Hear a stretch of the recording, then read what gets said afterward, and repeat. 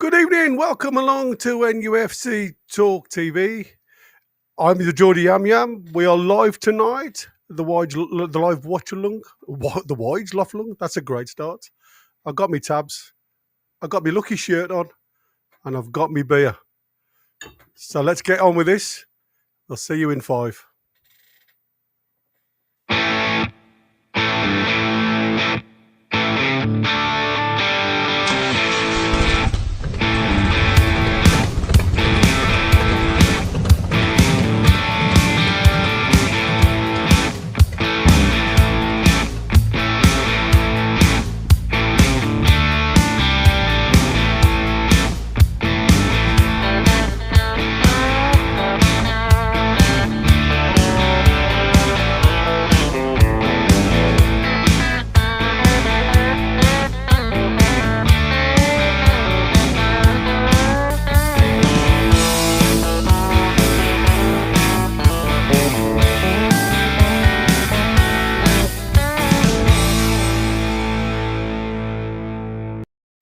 Well, good evening, everybody.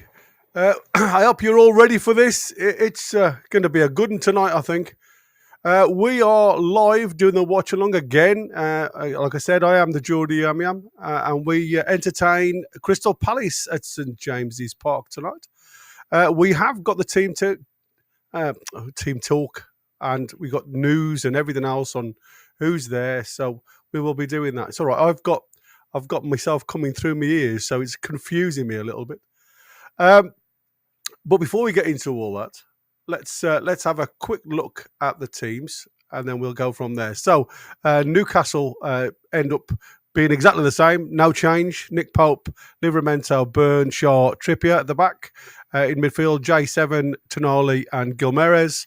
And up front, we got on the left-hand side, Harvey Barnes, Isaac up top, and Jacob Murphy on the right-hand side. And for Palace, we've got Henderson in goal, back three of Richards, Lacroix and Gay. Going into the midfield, we have Mitchell, Hughes, Lerma and Munoz. And then attacking midfielders, we've got Isar, Eze and Mateta up top. The substitutes for both sides, we've got for Newcastle, Martin Dubravka, Matt Targett, Emil Kraft, Joe Willock, Sean Longstaff, Louis Miley, Callum Wilson, Anthony Gordon and William Asula. On the bench for Palace, we've got Matt Turner, Nathaniel Klein, Ben Chilwell, Daichi Kamada, Adam Wharton, Romain Eze, another Eze, but not the same one, Justin Devaney, Edward Nketiah, and Matthias Franca. I can hear some bits and pieces coming through. So before I go any further, I'm just going to say thank you to Trolls. You're a star, and that has gone to Jag44. So welcome along, Jag, and just making sure I haven't got anything else. Oh, look at this. Random. Come on. That's superb, Sunshine. Thank you so much for that very, very kind gesture. So, yeah, going back on to what I was saying before, when we look at the team, injuries and suspensions, we know Lewis Hall, Lascelles, Botman and Willock. He's still doubtful, but I'm surprised that Willock isn't obviously a contention now. I mean, obviously, he's on the bench, and they've got him as doubtful on the screen, which is crazy. And then Chadi Riyad, he's out for them. Dekur, and then you've got Matt Turner, and again Romain Eze is doubtful, but he's on the bench. Strange one. But that is how it is. I hope you guys are all well and looking forward to this. I mean, Newcastle 4th in the table, could go 3rd tonight if we win this game in hand, which is exactly what I'm expecting. If I'm honest with you, I think the momentum's with us at the moment. But Crystal Palace are on decent form themselves. In the last 5, won 3, drawn 1, lost 1. So sitting in 12th with 43 points. This is no gimme at the end of the day. We know that. And like I said, they've been on a really good trajectory, if you like. Literally from the 15th game, they've been a slow movement up the table. awful start to the season, dropping like you wouldn't believe, literally into the bottom three at one point. But they've slowly got it together. And again, takes a long time when you lose players to try and get that team gelling again. So he's done a great job. And Chris, the American Mag, our leader, has just gifted 5 members out, and that's gone to Al Stapleton, Jenny, and Ben, Northern Irish Mag, and Jeffrey Brunt. So welcome on board, you guys. I hope you enjoy it. If you can, like I say, it's been gifted by our beloved leader. Just continue your membership afterwards. But obviously, before I start, I'd love you all just to take this opportunity, just to hit the bell if you haven't already. If you're new to the channel, give us a thumbs up in the chat, especially if you're on YouTube. It just helps us get further as a channel to other supporters. And if you could, and you haven't already, then literally help us get on the way to 5,000 subscribers. We're doing amazing considering we've only been going just over a year now. So if you can, and you, like I say, you haven't already, please think about subscriptions, and we'll we'd love it. Like I say, the more the merrier. Got loads of people in the chat. Queen of you, as usual. Chris and all the new guys that have joined us. Andy Bell's in there. Mighty Mag as always. Chris, unfortunately, has got some work that he needs to get on with. So he's not available tonight. He may join us a bit later. Let's just see. Liam McFarlane's in there. Victor Vinegar, that's a good one. Welcome one and all. Trolls, obviously, because random, who's gifted out, as well as Chris. So again, thanks to everybody in the chat that is involved.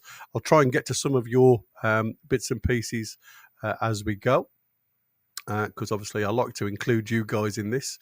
We've got a couple of interesting ones tonight, so discussions and debates before the match. So that's going to be an interesting one. But I suppose what we can do is have a look at what type of formation and the style of play that these could be. So just going to move over onto my 3D field of play here. So if I look at Nick Pope in goal for us, and like I say, it's going to be a standard 4-3-3. Like I say, with lots of fluidity, again, from Tino and Trippier. I think they'll play very similar to how we've seen them play recently. Go down one side, then it'll be dropping off. Go down the other side, and then dropping off. Could be a little bit different tonight, though. Obviously, 4-3-3, when we played against Manchester United, we had quite a lot of open play down the flanks. Not so sure today it's going to be that easy, because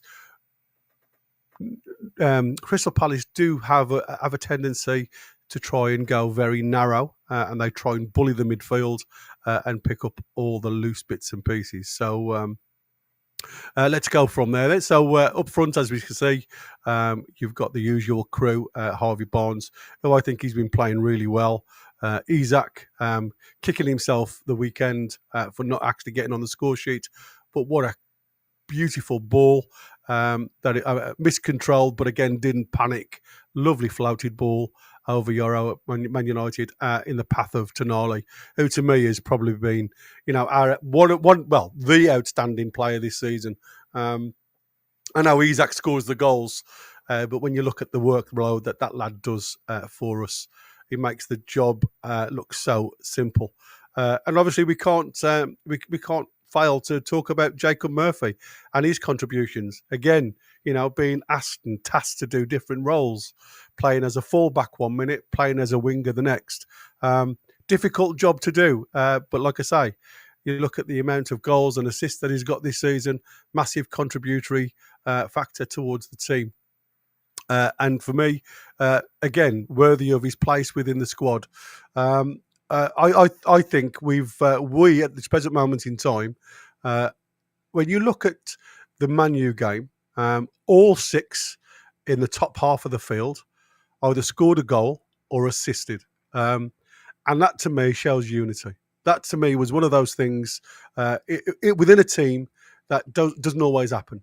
You know, you'll get the odd flourish of a certain player, but when you're allowed to play like we were allowed to play against Man U, you can see there's a lot of togetherness within this side, and there's a lot of really unselfish work being done by a lot of players on that pitch. And like I say, you know, you've got to put your hand on heart and say you can't not talk about the defenders because I say without the graft that they do, like I say, the work up front, if they can't stop goals, then it doesn't matter what we do up front. We're going to lose the game anyway. So I'm looking forward to how we play today, and I hope we can continue this really good run of form. Let's have a quick look at Crystal Palace, and again you'll see they play with this quite a tight three at the back, with Lacroix being the ball player, if you like, in that middle three. And obviously we know Mark Gay and Richardson are also half decent ball players. Again, playing a three in the back, probably going to be a different way of playing, confirmed when you compare it to Man United, who play a very similar system. All three of these guys are quite comfortable with the ball at the feet. And we know that going forward, what they've tried to do, again, Wharton has been replaced by... what's his name? It's gone out of my head.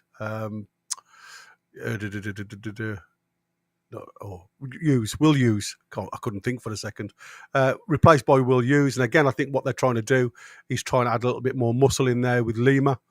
You'll get Isar will drop in as well to add that little bit more extra to that midfield. He's also one of their highest targets, so he'll do a very similar role to what J7 does for us. He'll be a target man up top for a long balls from Henderson, the same as J7 does on that left-hand side. He'll drop into the spaces, so it wouldn't surprise me whether you see Saar dropping at back to try and obviously discourage any long balls or targets regarding J7. But like I say, what they do, they with Munoz and Mitchell that play in the wing back midfield role. They've got energy. They've got bags of pace. They support the defence. They support the midfield. And like I say, not always as high up the field. Or Munoz likes to get up there. Mitchell's the one that he's like our Trippier. He seems to sit a little bit more, and he'll allow Munoz to go. But obviously, we all know what Eze can give them. Very technical player, and he'll try and stay wide a little bit more, and then he'll come narrow.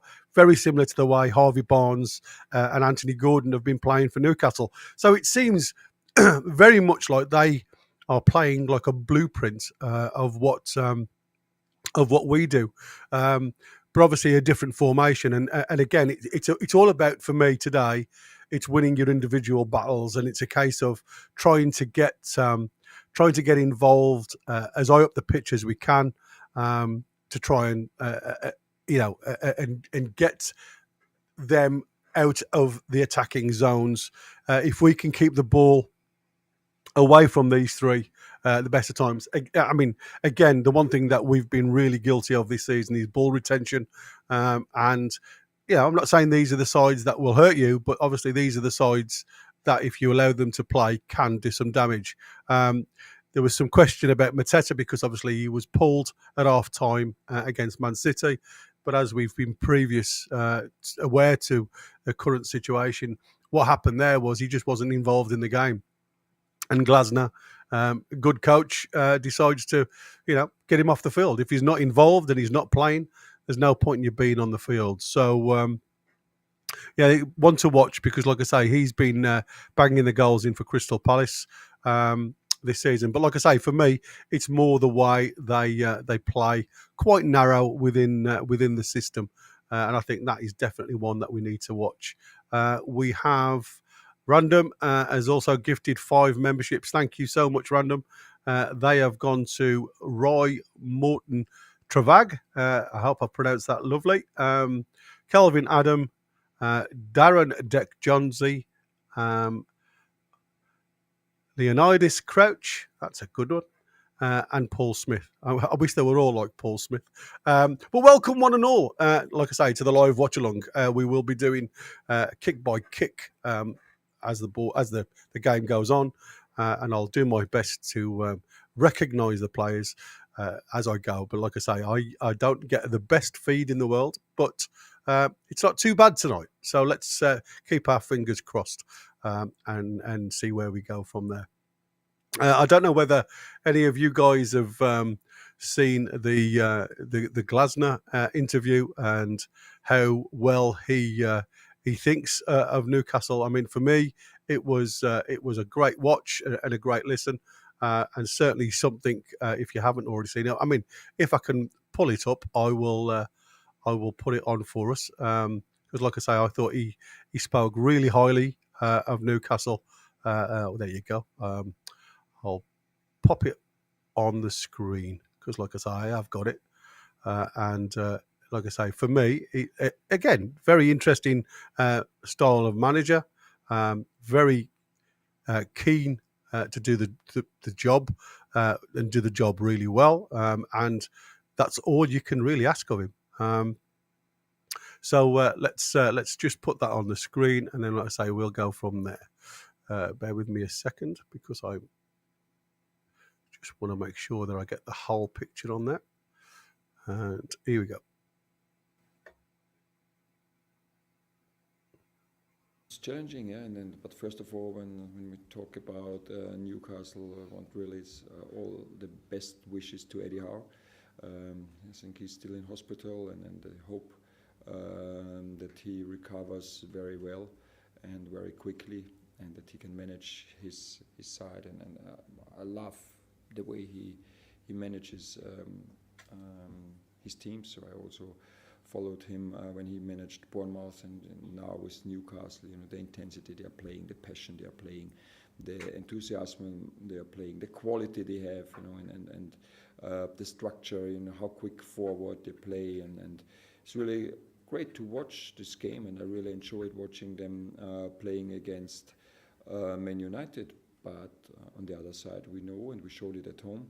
You know, and of course we were a little bit lucky scoring the equalizer in the 95th minute. But you know, it was 16-1 shots. I think it was defensively maybe our best performance in the whole season. I think they had an XG from 0.01 or 2, and this was unbelievable how we did this. And this is what we want to show again. But as I mentioned, you know, pace from the wing midfielders with Tonali, Guimaraes, Joelinton, always able to score goals and running a lot. Livramento now always overlapping on the side and in set plays, very creative and dangerous. But also we can show that we can score goals from set plays. So really, I like these challenges, and we're facing a top team, and we want to have these challenges and see how good we can do it. Yeah, interesting. Like I said, I really like this lad. I think he's got a lot of character, and he's one of those, for me, like an unsung hero for Palace, because again, limited on the type of funds, and again, you know, we all know that we were in the mix for Gay. And he wanted to keep his players. I mean, obviously they lost Anderson, which seemed to disrupt them a little bit when it's, again, talking about new partnerships and everything else. And Gay, he was being shifted around a little bit to try and find the right balance. And it took them up to around 14, 15 games.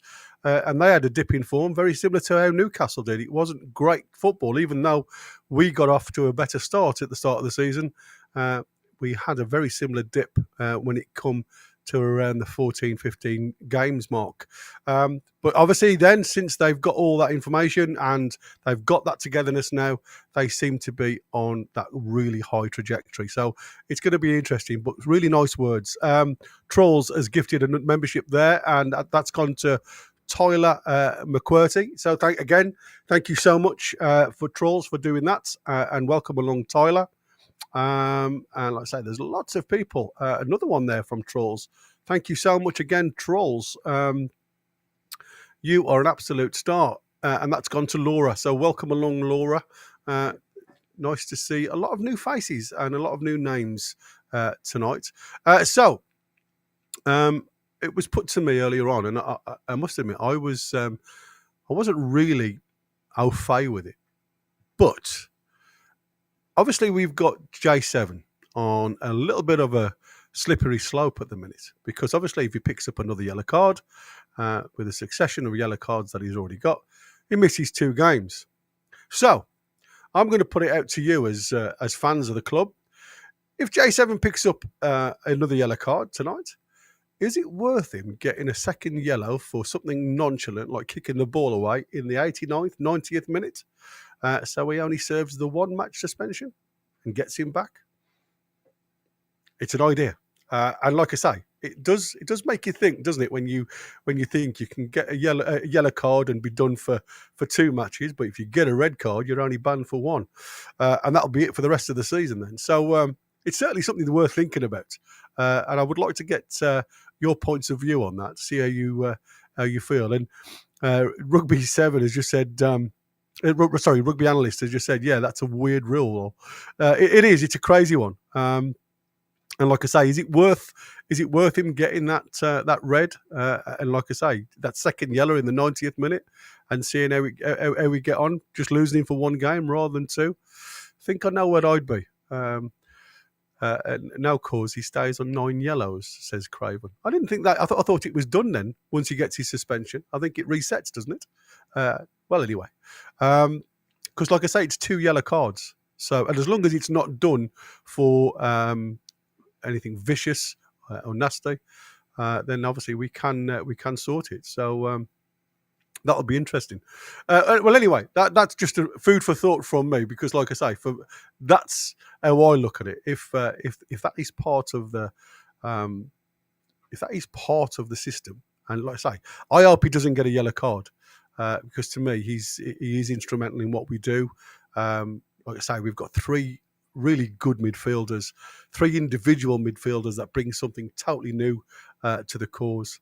No, because it's classed as a red, not 2 yellows, but it's still only a 1 match ban, which then should clear everything else. So I'm not sure, Craven, if that still applies with the yellows in hand. So it's something I need to look up, because I thought once he'd got the red and the suspension, that would be it for the rest of the season. And then people are saying he's a must for the Villa game. And that's why I said I agree. I don't want him out the side at all, Craig.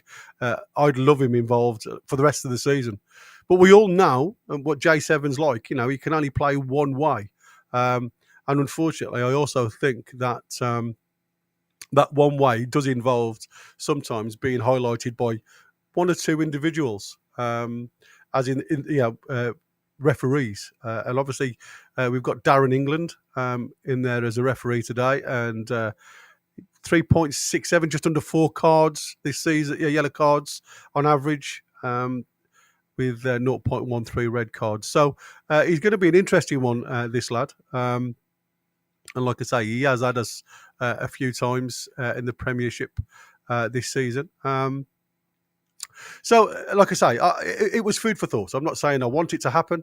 I'm just, like I say, playing devil's advocate, if you like, and just seeing if we could get away instead of the 2 match, go for the 1 match.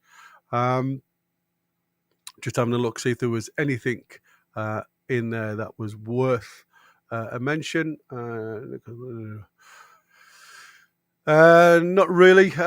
It's just saying about Newcastle, obviously playing Crystal Palace earlier in the season, and again, you know, it's nothing regarding details of what went on, but we look at some of the Newcastle information, and 5 wins, no clean sheets in 3, over 2.5 goals is 4-5. First to score is 6-6. First to score 8-9 is Crystal Palace. Less than 4.5 cards is 5s. less than 10.5 corners. He's 5-7.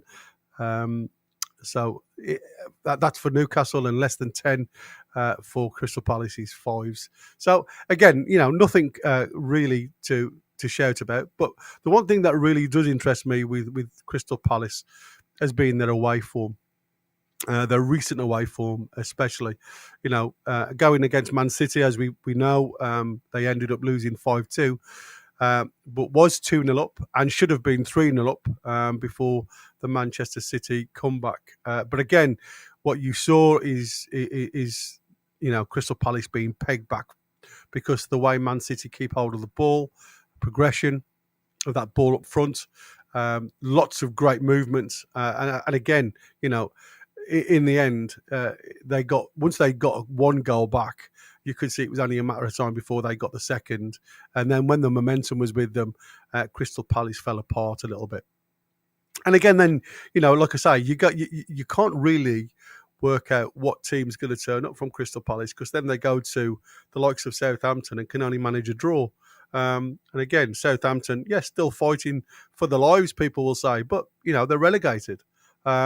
And to me, that is something that, Crystal Palace, being Crystal Palace, should have won.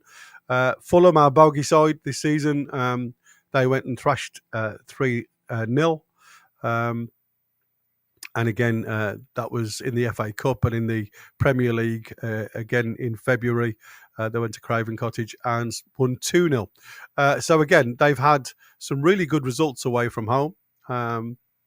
At Newcastle, against Crystal Palace, obviously going back a while now, we have in 23 we beat them 4-0, and then in the cup we beat them 3-2 on after penalties, and then it's 0-0s, 1-0s, 2-1s, and like I say, the game has been very, very close all the way back. There's been less than 3 goals, apart from 2014 where we drew 3-3, and in 95 where we won 3-2. So apart from those, there's been a couple of non-starters. Like I say, we've done well at times, but not done amazing at home against Crystal Palace. And like I say, at their ground, it was a 1-1 draw, and then Crystal Palace beat us 2-0. Newcastle then 4-0. So again, but after that, it's lots of 0-0s, lots of 1-0. So again, I'm expecting this to be another close game. I don't think it's going to be as open and as frantic as you guys think. Just going to have a quick look in the chat. We've got 30 minutes to go before kickoff. Angry Old Noob, now if he gets 2 yellow cards equals a red, which then it turns, then in turn does not reset yellow card. So he still has 9. Oh, right. So you know more than I do. I thought once he'd got this yellow card, that would be it. So thank you for the update on that. American Mag tonight is a massive, and it will show our character. 3-1 the tune. That's what I've gone through at 4-2 nut. I think that's probably where I'd see it, if I'm honest with you. But like I say, if you're looking at historical, it's a very tight game. So it's either a tight game or there's goals galore for Newcastle, really. So let's see what happens. Fingers crossed it's the latter. Huge game tonight, says Bandit. We need intensity, and not like me today, who has done fuck all. Love it. If a second yellow gets a 1-match ban, hell yeah, says Bandit. Like I say, I've just been told that the cards stay true to form. So, like I say, that's something I need to look up. Good, like I say, it was only put to me by the mighty just before I come live, so I really haven't had a chance to look up on the ruling of that. So I just thought I'd mention it on here. But cheers to everybody anyway. I hope you all have a great night.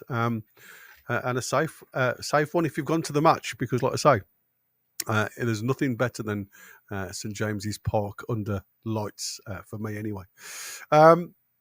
Mighty Win has sent me something. Like I say, I'm going to see if I can play it, because sometimes this does not always want to play for me. So I'm going to try and get him up on the screen.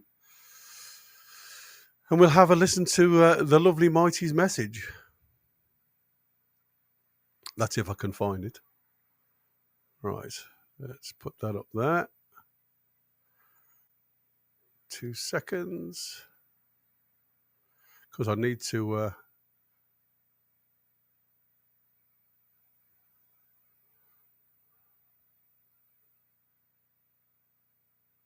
let me know, guys, if you guys hear this in the chat, because sometimes this doesn't always come through.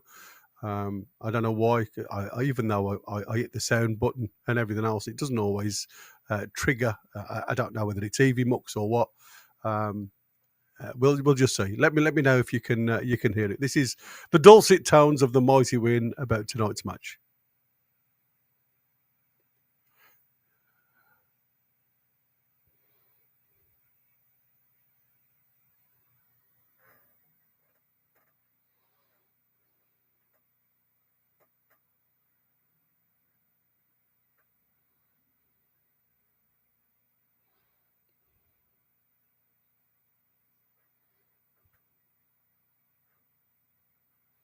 So you got no sound. Okay. There you go. Like I said, sometimes for whatever reason, it doesn't always work on mine. So I'm going to try it again and see if I can come. Probably a good thing. You know what the Mighty? I mean, you know, he has got some effects. Right, I'm going to just go back onto my screen. I'm going to play about with that for a second while I try and get that sound on. I don't know why it never wants to come through on mine, but I'll give it another go while I'm talking to you guys. Champions League lineups. Oh, there you go. Willie's talking most sense I have ever heard from him, says Bokeh. What, because he's silent? Oh, there you go. Chris has added it to the screen. So we'll listen to the Mighty now.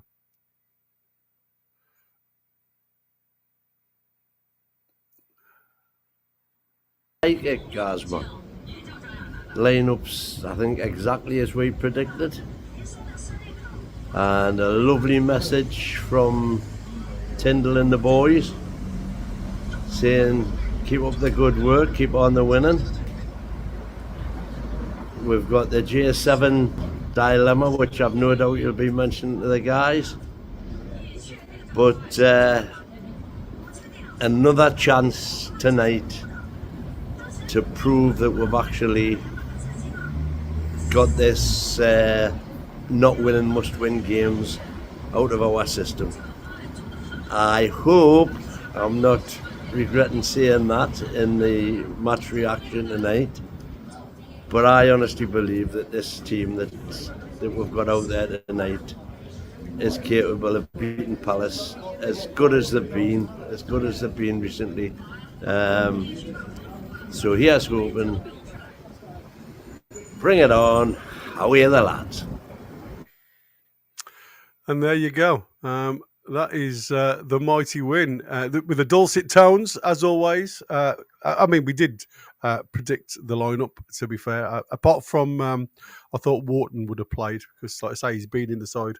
Excuse me, I've got something going my eye. He's been in the side for some time now. So, I mean, I think he's a decent player. Like I say, I just don't think he's got the muscle and the aggression that Glasner needs in the middle of the park tonight. So I think, you know, bringing Wharton onto the bench is probably the right way. I mean, Will Hughes is no great footballer, and I'm not saying, you know, Wharton is any better than what we've got anyway. So I'm just saying, for me, you know, you can see Glasner's just trying to get that muscle in the middle of the park, and he needs the lads to be on the toes tonight. And we need to be on our game. There's no doubt about it for me. You know, when you weigh it all up, with the way these are playing at the moment, they're going to come to St James's Park with a game set, and I do think, like I say, they are going to take it to us, and it's going to be an interesting one. While I've got a couple of minutes, like I say, let's just go through one or two of the chats. Sari's Rapid needs to be away when the ball goes on the right-hand side for them. Tino can't be too late, and they'll press like he was with Dallo in the first half on the weekend. Well, I don't really blame, again, you can't be asking players to do one role and then expect them to defend the next, because that's virtually an impossibility. So for me, it has to be... it has to be the right way. It has to be measured. And you're absolutely right. But the only thing that I think that we've got that wasn't there when they're facing other players is we've got J7. Now, again, if Sar's being asked or tasked to do a man marking aerially for any long balls from Pope with J7, then I also think Sar's going to have a difficult job tonight trying to get in two places. What we need to do, and what I put down in the post-match tactical review, was the fact that instead of the likes of Dan Burn coming out of position to try and close down the break from the midfield like Dallo did, then it should have been somebody else.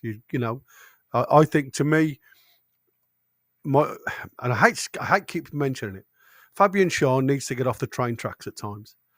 He needs to be more mobile. When you look at him against Man United, the Garnacho goal, he started on the in the inside circle. Then he went back and he was still in the circle of the D. All he did was move up and down. Now, if he'd have angled his run towards Dan Burn to close the gap between himself and Dan Burn, it meant that every single player that was in that attack for Man U was marked. Yes, it was man for man. They were still goal side and they were marked. It makes the opposition player then, with the ball running at you, make a decision. You either take me on or you pass the ball. But with him literally not closing that space down, and Dan Burn then moving away from Garnacho, you make your mind up.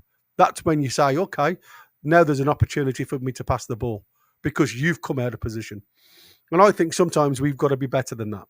And like I say, good teams beat you when you do that. And Man U aren't a good team. But there was times when they broke, and it wasn't the only time. They could have scored 3 goals if it wasn't for 2 decent saves from Nick Pope. The second one from Garnacho, he should be saving it every day of the week. But the one from Xerxes was a really good reaction. And again, that's what you need with a keeper. The keeper that's not involved in the game for most of the play, and then all of a sudden you have a reaction shave to do, and that's why I think Nick Pope gets the nod.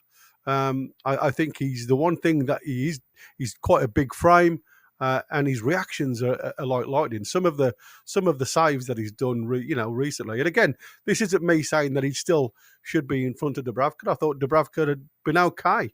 Yes, he's susceptible down to the right hand side at times, but again, he didn't really make that many mistakes against the opposition before he was dropped.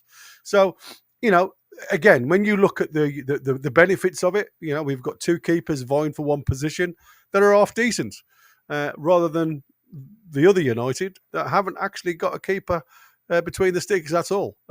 So I know which one I'd rather have, if I'm honest. So, but anyway, enough of them. Let's have a talk about us. So, yeah, you're right. We've got to watch Saw. I mean, he is rapid. But I'm sure Tyndall has got something in the bag for that one. Wharton bench, definitely not worth the asking price. Overrated because he is English, I think, says Rugby. Trippier shot to follow Eze up the pitch with the press, similar to the way we picked up on the Rat at the weekend. Lots. No, if the 2 get yellow, red, which turns into non-reset yellow card, and still have 9. Yeah, everybody's saying that now. So it looks like that little bit of information that Wynn gave me was wrong. Now, there's a surprise. Tonight is the last game for the 10 yellows, 2-game ban. It's a reset for all other teams. It's just us and Palace. Oh, so that's from Craig Lee. So it's the last game for the 10 yellow cards, 2 ban rule. It's reset for all other teams. It's just us and Palace. Right. Well, there you go. So, like I said, if you can get through today, maybe that is it. It doesn't reset. It's just after the 32nd game, it becomes 15 yellows till the end of the season. There you go. So he just needs to keep himself nice and clean tonight then. And there you go, Mighty Mag. Please give us a thumbs up if you haven't already. Just give us a like. I mean, I am going to do it because I've got myself on the telly. Just to prove a point that I'm doing it myself. So if I can do it, then do it for me as well. That'd be great. So again, lots of talk on that. The smartest thing to do. We've had Joe Linton get yellow card when he was injured. By the way, he was going to be booked tonight on either side.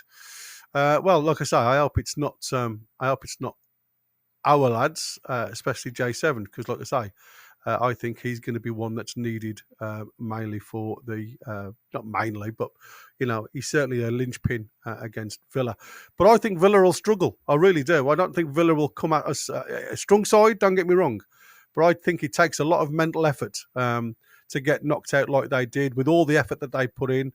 Should have scored 6 goals against PSG, and really speaking, should at least took them to extra time. And like when you think of it, we have got. You look at the players that they picked up on loan in January, how different it makes them look. They are certainly a stronger side with Rashford, especially. I mean, he was outstanding, and like I say, he was benched because I think he was trying to be saved for us at the weekend. Again, it didn't make any sense to me because he was ripping PSG a new one down that right-hand side. So, yeah, that was a funny one. So, yeah, Villa's going to be a tight game. But like I say, I think it's going to take a lot of effort from them to get to where we are. Winner's sent another video. Like I say, Chris, if you can upload it, mate, because like I say, whatever I do never seems... So I'm going to see if I can throw it in again and see if it works this time. But like I say, I don't know why. It never always wants to work for me, even though I throw that on. See if it comes through. No. Anyway, let's just see. The mighty win. He's got the terrible twos with him, Pete and Tim. Who help us on the channel. Give us a thumbs up, if please. Let me know early on if you can hear it.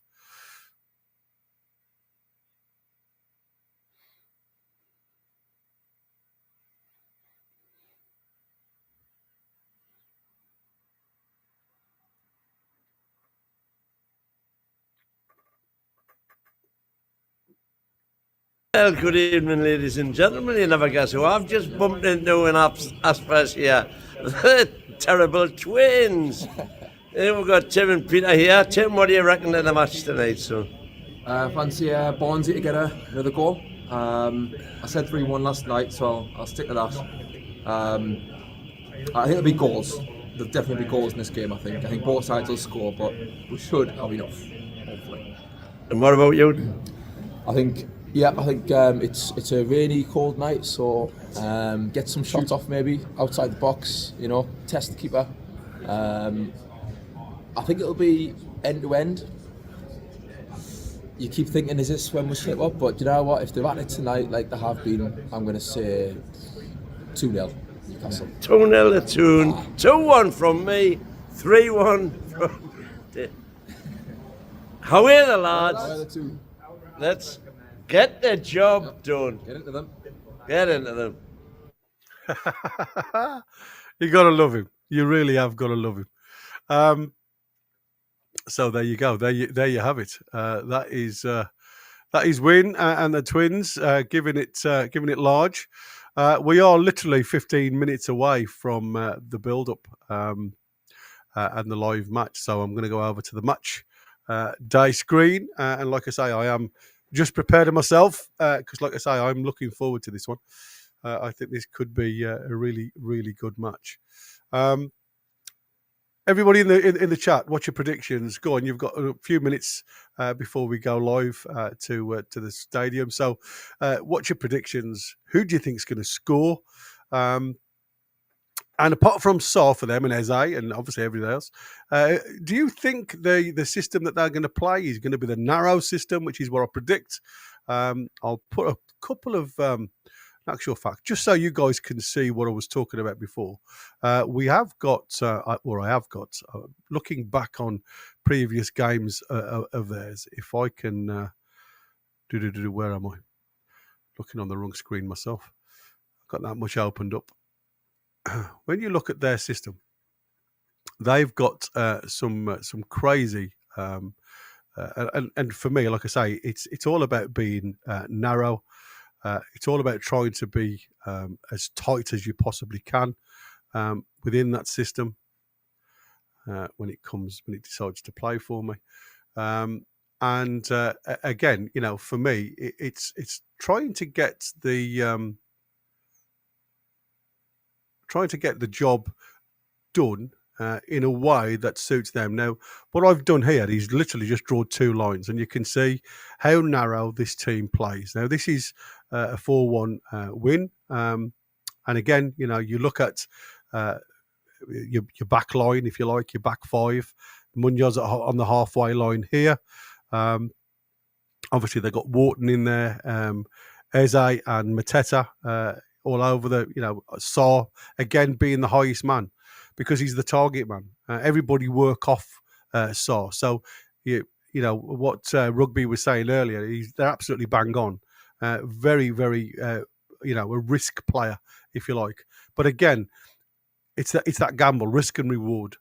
If he doesn't track our player, do we get more turnovers than they do? But again, I think this is going to be a J7 situation where he gets a hold of Saw and will battle it out with him. I think that's going to be what Jason Tyndall wants from him. But again, very narrow in the field. Like to try and dominate on the left-hand side with Eze playing the football, and then they look at the Munoz and the Saw runs in and behind. That's why they're a little bit wider and not involved. They try and create and compact that midfield area here to win the ball back on the left centre, play some football, and then it's just feeding the balls into the space for these guys to run onto. So it's certainly one to watch, and exactly right with what Rugby was saying before. Saar is, again, you can see him, he's the tallest man on the park. So he's certainly something that you need to be aware of. Rugby's going 3-2, and Ghetto Grill 2-1, and Isaac and Byrne to score. That would be a lovely one. Happy with that. Evening Ghetto, says our Mighty Mag. And Queenie says also, good evening Ghetto. Again, great to see some new faces and new names in the squad. So welcome one and all. It's lovely for me. Like I say, it's the amount of work that goes in at the background of this. You can say Chris is at work and he's still giving us a hand with all the clocks and everything else. So, like I say, we do a hell of a lot of work.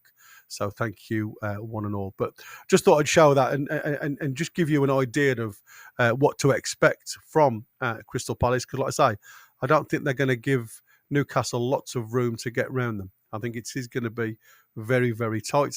And like you say, if you go by history, it's going to be a couple of goals in it at the max, or it's going to be a bucket load one way or the other. So, and that seems to how it goes at our place. When was the last 0-0 at St James's Park? Let's have a look. The last 0-0 at St James's Park was in 22. 3rd of September, 22, 0-0. There you go.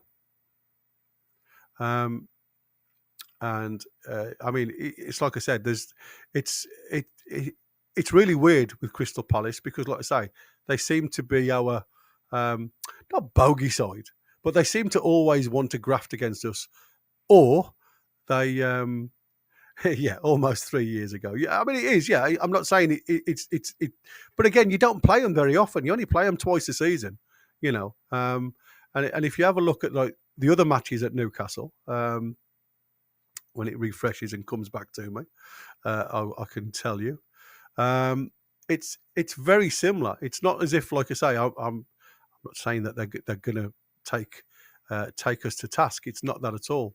I'm just saying, when you look at the likes of Newcastle versus Crystal Palace, we aren't always in the running with these guys, and they just seem to have the ability to keep us at the helm, if you like. And you look at Crystal Palace at home, always seems to be a more difficult job than us. And you go back, like I say, a couple of years, and it's just tight all the way through. I mean, yes, we have a different side. But like I say, even at Crystal Palace in November of last year, it was 1-1. It's never an easy game against Crystal Palace. Like I say, it's either going to be a draw, 0-0, 1-1, or it's going to be a bucket load of goals. And I hope it's a bucket load of goals because that just gives us all something to jump out, and celebrate, because that's exactly where it goes. 3-2 against Richards and Munoz with Joe Litton and Barnes on that side. So, yeah, I mean, like I said, he's saying the Livramento to have a field day. So there you go. And regarding the tactics, that's like a 4-3-1-2. That's what I said. It's they play with this with a not a fluid system. It's not a fluid system. It's a narrow system where they try and dominate on that left-hand side of midfield. They'll win the ball and they play. And then what they'll do is just feed the ball through to channels for the likes of Fassar and Munoz to get on. It's all about where we play and how we play. And like I say, I hope it's the same type of style as we did against Manu and get the high press. I just think we're a different animal when we've got the press on. I really do. I think there's something about Newcastle when everybody's got a role to do, when everybody's got a job, they just look a different animal. They really do. Difficult to play against. Even when, the opposition get a break on us, we've got that many good players now that can get back. It just seems to me as if you've, there's another gear all within them. So, like I say, I'm really looking forward to it. Just looking at the crowd now at St James's Park looks absolutely fantastic, as it always does. Really looking forward to this. And as always, it goes to another breaks over in America lots of times. I don't know why I said it like that, but I did. But there you go. Anybody else? There seems to be only great to have your ghetto. Yeah, exactly. Let's have a look, see if there's anybody else in. Random Access is saying he'd like to have had Gordon in the side. Would like to see Gordon later.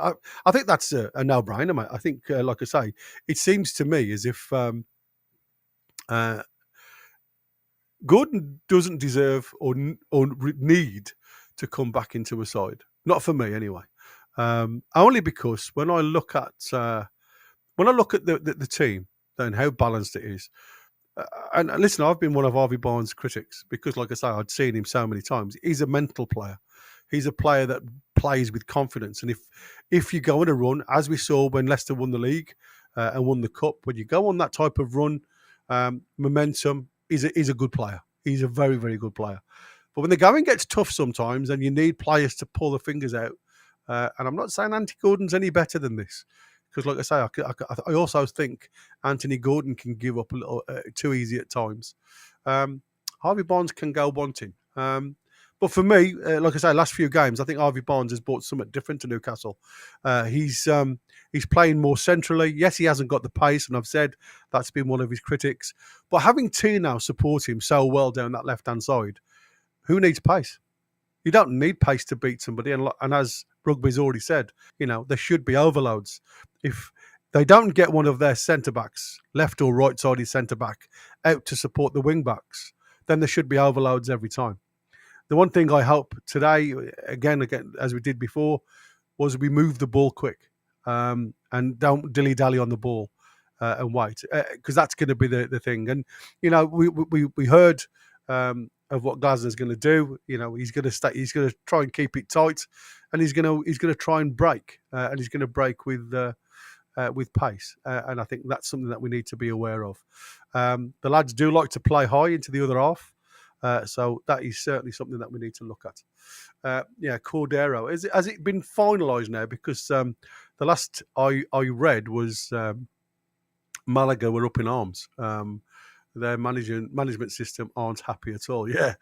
It's not even been announced. Like I say, yes, apparently he's agreed it verbally, but obviously he can't sign anything. I don't think, or it's a pre-agreement contract. But there's certainly not been any mention to his parent club at the minute. So we are in the tunnel. Exactly, it is game time, and fingers crossed, we all do it.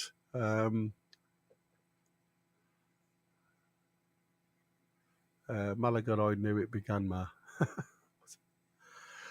Blame Fabrizio. Yeah, exactly. It does make you wonder how and whether he was told to keep it on the QT, though, doesn't it? It's an interesting one. See you later, everybody. Like I say, if you could, you guys will probably be a couple of seconds in front of me. Keep it silent in the chat until we celebrate. It just helps everybody else, and it just makes it all nice for everybody. So if you could, keep it in the chat. Lads coming out of the tunnel. Bruno leading the pack. I do love that white shirt, that sweatshirt. It's really smart on the lads. Really stand out. And again, it's just superb show from all of the lads in black and white in the stands. Great support, as always. Who is Ruby?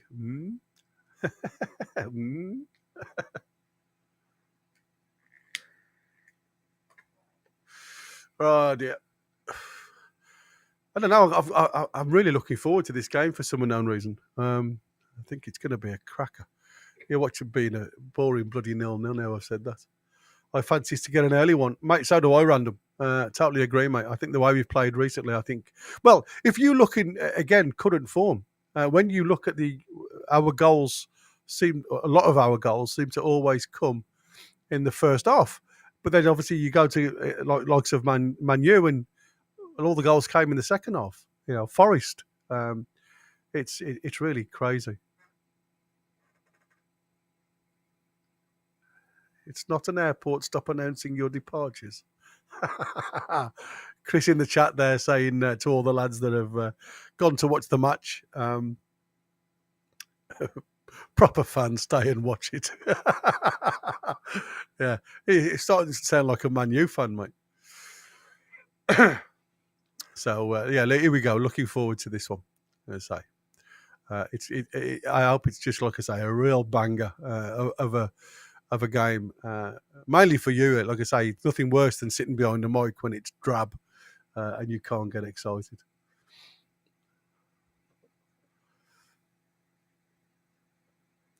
Queenie, that's why I stay and enjoy it. Yeah, well, like I say, it's lovely to have met all these lovely people up in Newcastle when I was up there when Chris came over. It is so lovely to put a face next to a name. I've got Premier Live, think it's USA channel. Oh, look at you. As they're looking up to the skies and doing his little pray before the game. So, like I say, we are going to go, like I say, as much as we can, player by player, if I can recognise them. If I can't, I shall just say it's Newcastle or Crystal Palace. So bear with me. I'll do my absolute best. Like I say, with Newcastle to start the game. And here we go. Fabian Schär straight away with the ball out to Tino. We get an early touch.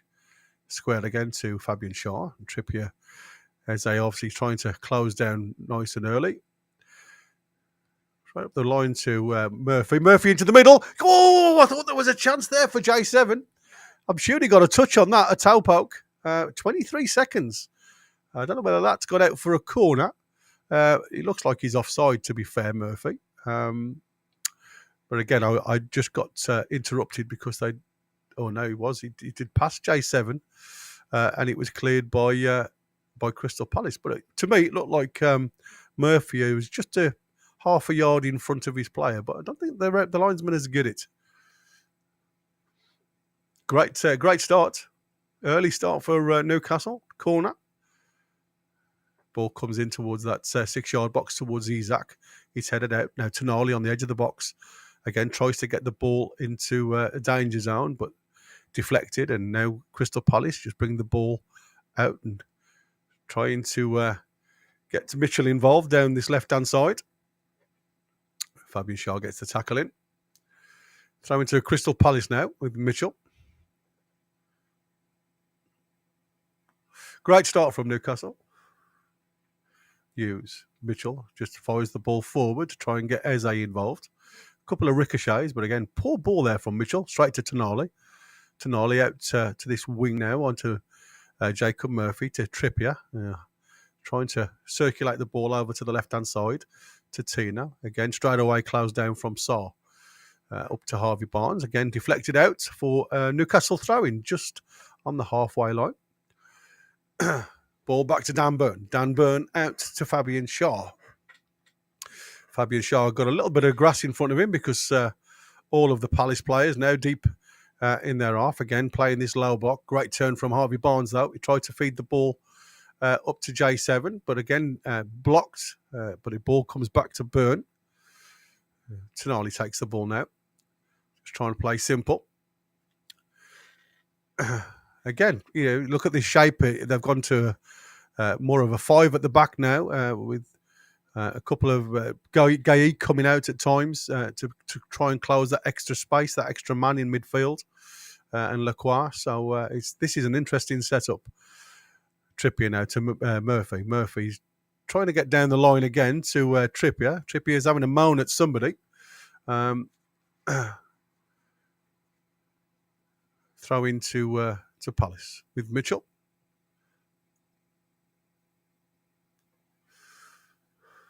Hughes back to Mitchell. Gets past Bruno, but can only go backwards to Lerma. Richards now. Richards got a real funky hairdo. Lerma out. We just literally playing in diagonals and not going anywhere forwards at the minute, Crystal Palace. Just, like I say, trying to keep hold of the ball in their own half. Will Hughes tries to get the ball forward early, and Bruno sees the keeper off the line, tries a cheeky. Oh, it was Fabian Schär again. Sees the keeper off his line, deep in his own half. Nowhere near this time. Not enough trajectory. Here we go. Henderson goes long, looking for Sarr. It's over the top of all the defenders, and it's in the safe hands of Nick Pope. Just under 4 minutes gone. Good start to the match. Trippier now down this line. Eze blocks the run, so he goes safely back to Fabian Schär. Schär's just asking for movement in front of him now. He looks at that diagonal ball again. Slight deflection, and you're not going to get time, Tino. So the ball's gone to Sarr. Mateta now with his first touch of the match. Bruno's trying to close him down.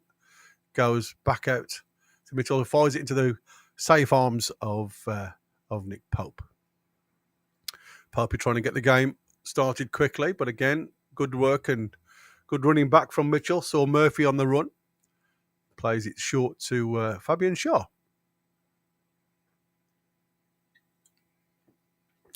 No press on the ball at all until you get more towards the halfway line from Palace. So again, it's more of that blocking play rather than play.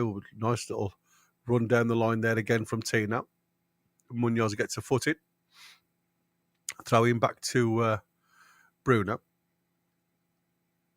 Bruno plays it all the way back to the centre circle to Fabian Schär now on the halfway line. Plays it out to Burn up to Tino on that. Barnes on that left-hand side. He tries again to try and fire it in towards Isaac. It was cut out, but it was straight back at Barnes. So again, Newcastle retained possession. Schär now on the halfway line. Trippier's got a bit of space. Eze closes the space down. Tonali now inside. Back to Trippier. Trippier sees a bit of a dodgy pass that towards Dan Burn, but he gets his head on it. Bruno now with Hughes comes out to J7. J7 tries to give it to Tonali and then up to Isaac, but again it was cut out. Schär on the back of Mateta there. Mateta wearing this protective mask.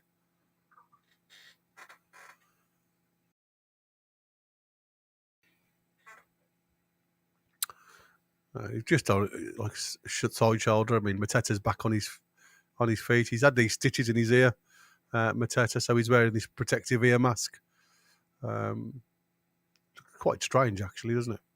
Got all these newfangled headgear now when you have an injury, with masks and ear protection and stuff. Gay now on a run into the Newcastle half. He feeds in Eze. Eze tries to get Saar involved, but again, J7's long legs gets the blocking. Back out to Mitchell. Will use now, just inside Newcastle half. Plays it centrally to Eze. Eze with a half turn, but again, great tackle from Trippier. Bruno now plays in Murphy. Murphy's got a bit of a chance to run in behind here. He gets into the penalty box and it's a shot, a goal from Isak, and it's just saved by Henderson. Comes back out to Bruno and J7 back out to Tino, but it was a bit difficult for Tino to control. And there's a run on here from Saar. He's been tracked back by Tino. Saar plays the ball into the middle. Again, great block there from Fabian Schär, as Mateta was cleared in the middle if he hadn't got a foot on that. So really good play. Both ends of the park. Good save from Henderson, to be fair. But really nice break. Nice run from Murphy. He sees Harvey Barnes, but then he sees Isak on the edge of the box. He's more centrally. Isak drives the ball hard and low into the bottom corner. And Henderson gets a hand to it. Well, really great start. But you said you've got to be careful because they go straight down the other end, and again, find it very difficult for us. We'll use now with an in-swinger.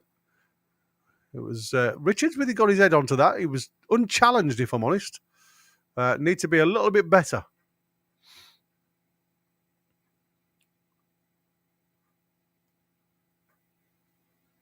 Yeah, it's crazy that. Like I say, he was free, but the ball was a little bit too high for him. He was never going to get his head down, but he had a clear header.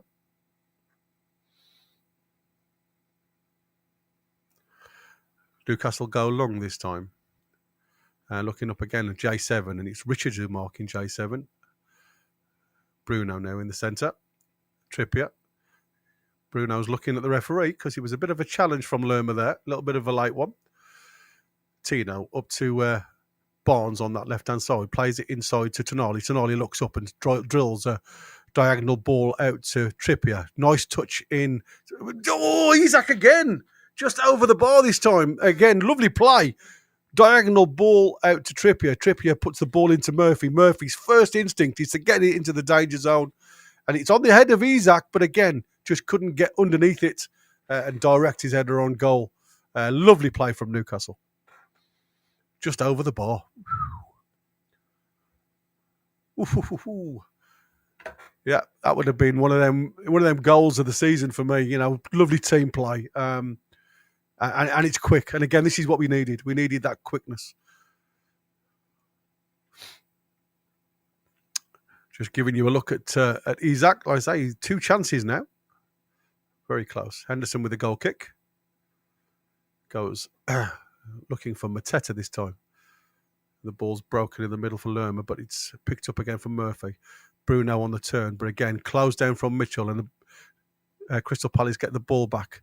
Saar out to Eze on this left-hand side. Mitchell overlaps, but Eze's just been slowed right down from Murphy and trips. Ball in around the corner to try and get Munoz involved, but again, Popey sees the danger, and a great throw up to Isak. Oh, Isak's had a fall, and luckily it's gone to Tino. Great little run from Harvey Barnes into that corner on the left-hand side, faced by Richards. Plays it again to Tino. Tino and to J7 now inside. Back to Tonali. Tonali now central. Goes out to Trippier on the right-hand side. Again, lots we're doing really well on the wings. Some nice interplay between Murphy and Trips, but unfortunately it was again just a little bit too tight, not angled enough. Again, Crystal Palace give the ball poorly away back to Newcastle. It's out there on the left-hand side now with Harvey Barnes. T now goes beyond him. Harvey Barnes tries to play in J7 back to Barnes, but again, this time it's Munoz that picks the ball up and tries to play Mitchell in. No way he was going to get that ball. It's out with Shaw now, just inside Newcastle half. Trippier. Great. It's a great watch. I must admit, really enjoying this game. It's only 0-0, yeah, just in the 12th minute. But yeah, there's lots of good movement in front of them. And, you know, it's going to be difficult for Newcastle. As I said, they're narrow and they're very deep. So it's going to be interesting to see how they do this. Crossfield ball from Shaw, headed by Munoz. Barnes picks up the loose ball now. Tino, back to Barnes. Barnes looking to come centrally, but he gives it back to Tino out on that left-hand side. Tino faced up by Munoz. Lerma now tries to come and support him. Back to Byrne, back to Shaw. Central position now. Shaw looks for the angled ball over the top. Trippier. Oh, it was like old days. That it reminded me of 2 years ago when Trippier was at his best. Instep volley back into the middle of the park, into the middle of the penalty area. Just didn't quite get an hold of it that time.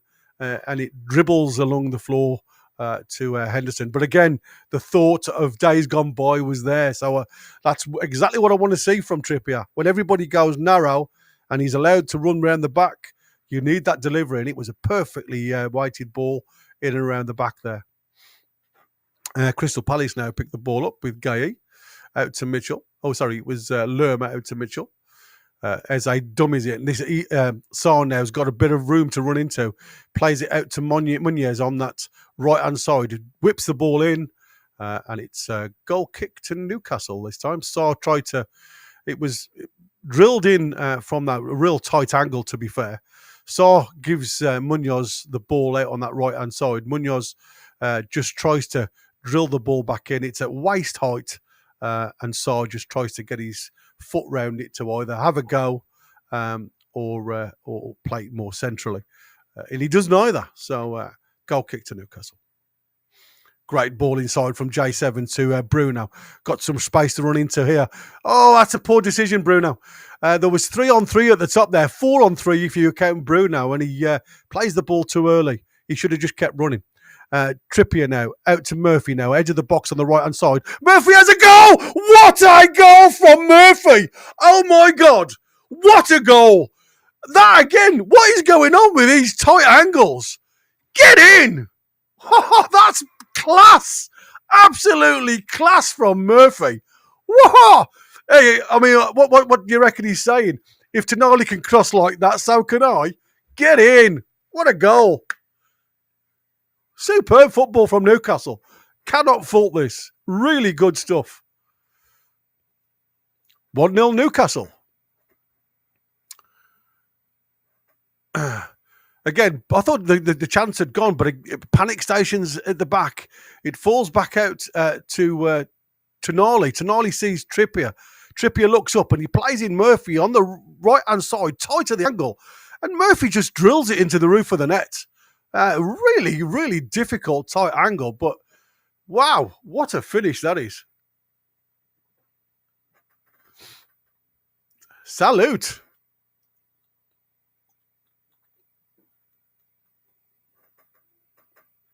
That's got everybody off the chairs, I'm sure. Murphy's being class. Come on. Yeah, it's superb. What a finish. And that's a smile and a half from Murphy, as you can imagine. Crystal Palace now with the ball. Mark Gay, Lerma. Lerma all the way back to Richards now. Up to Munoz. Munoz just tries to play it around the corner, but again, well watched from Dan Byrne, who just clears the lines out for a throw into Crystal Palace. What a finish that is. I mean, this lad's having a season and a half, isn't he? He is absolutely having a season and a half. Who needs a right winger?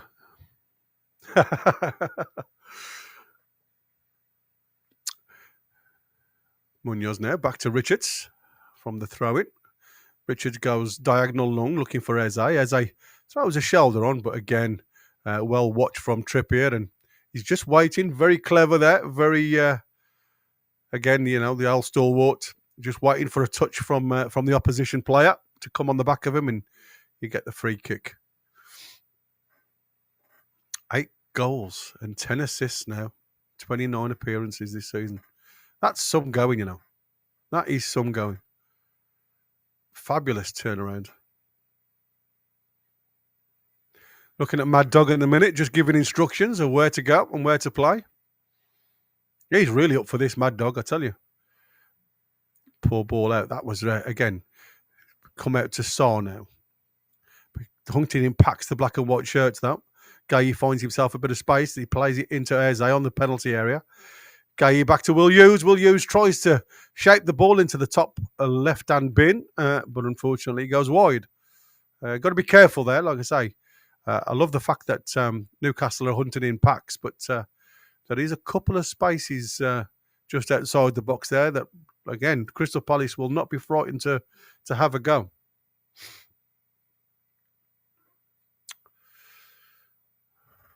Will use his 100th cap for Crystal Palace, I think, 100th game.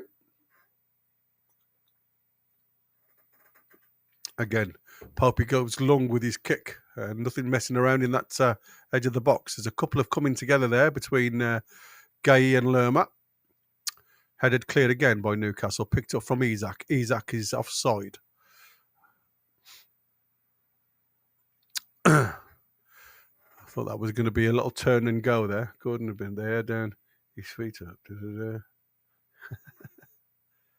Gordon won't get in this team in a hurry. No, yeah, I mean, like I said, there was no need for him to get straight into the team. Not in the form that Harvey Barnes is. And like I say, it's that winning mentality. Rush clearance there by Henderson, and it's come all the way. How that missed Burn, I'll never know. But Newcastle picked the ball up with Murphy again on the right back situation. Shaw's looked to go long, fighting to go long that time, but just turns his body. Again, no press on the ball from Crystal Palace. They're all just looking to get back into shape on the halfway line and allow Newcastle to walk forward. To Gnarly now. Dan Burn to Nick Pope. Pope goes squared again. This time there's a little bit of movement from Crystal Palace. Oof, that was a dodgy ball from Shaw, but he got through to J7. J7, really quick ball up to Tino on the turn. We will use out to Harvey Barnes now. Tino carries on his run. Harvey Barnes on the corner of the penalty box.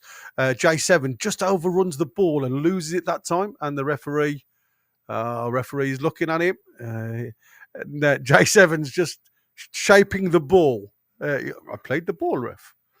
And to be fair, Saw got on with it. It was well done from Saw. He didn't try and feign injury there.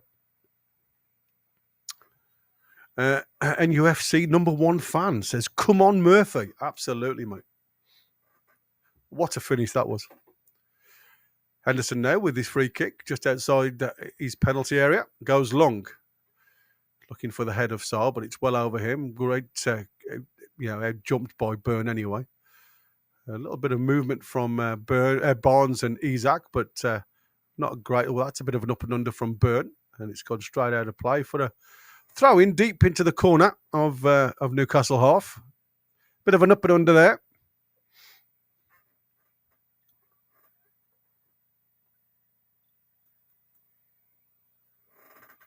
Crystal Palace going to look at a long throw here. Launch one in. These have caused some trouble in the past for them. So let's see if we can deal with this at the near post. Goes long into the 6-yard box, but it's again bounced just in front of Popey, who picks the ball up. Rolls it quick out to Trippier down this right-hand side. Eze now has got lots of room for Murphy to run into. Lerma and Eze. Oh, Murphy again sees Isaac square in that penalty box, and it was Richards who panicked there to get rid of that ball out for a Newcastle corner. One thing in his mind there was just to get that ball over to Isaac, and it was just too square. Just needed a little bit more shape towards the 6-yard box, and it would have been an absolutely spot-on ball. Kieran Trippier now with a corner. Again, just having a look, just taking his time. He's calling somebody near to try and draw some of the Crystal Palace players out of that centre area. Both Tonali and Murphy out there with him. And there's Dan Burn there just giving instructions about movement. Ball comes across towards Dan Burn. It's headed clear by Richards. Only as far as Tonali, though. Tino, sorry. It's Fabian Shaw now. Got a room. He's looking to eye one up, but that's high and over. Again, some nice movement here from Newcastle. Like I say, anything headed clear. Jason Tyndall now just having a quick look at what's going on the screen. Done really well, I must admit. Glasner now come out of off his seat just to try and G up his lads a little bit.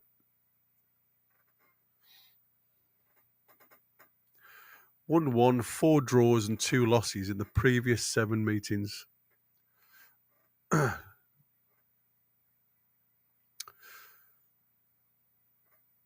Directly out for a throw into Newcastle from Henderson there. Tina with the throw.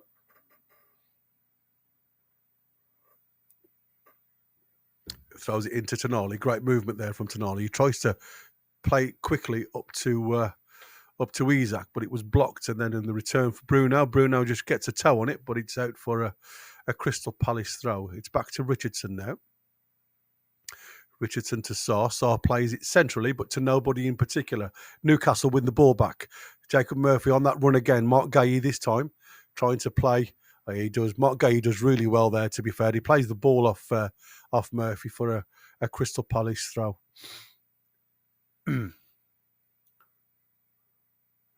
He's trying to get him going, getting Mitchell going. Mark Gay. As a Palace fan, I would like to say, what a goal from Jacob. Wow. Well done, Spiritual. You're more than welcome on this channel. As long as we keep it clean and friendly, we welcome one and all, sir. And welcome along. It was a good goal, by the way. Eze now with the ball. Good little knock on there from Sarr into the path of Mateta. Mateta now stumbles over the ball a little bit and stops the momentum, and he plays a really bad ball back. Luckily, though, Gay picks up the loose ball, but this time, Murphy with a turn into space there, and it was Isaac with a turn into space, and he couldn't hold his foot in. Do a more Goldbridge. What, the water the pitch. Oh my days, what a load of tosh that was. Anyway, Mark Gay now to pull the ball forward. Will use central. Bypasses Eze, goes all the way out to Richards. Back to Will Use. Will Use is the easiest one on there to spot, by the way, because he's the one with the blonder hair. So apart from J7, and J7's much easier to spot. Ball down the line this time for Mateta to play to. Being held up by Shah. Back to Gay. Gay now looks up, looking for some movement behind. Sarr did make a move there, but Gay decides to go back to Will Hughes on the halfway line.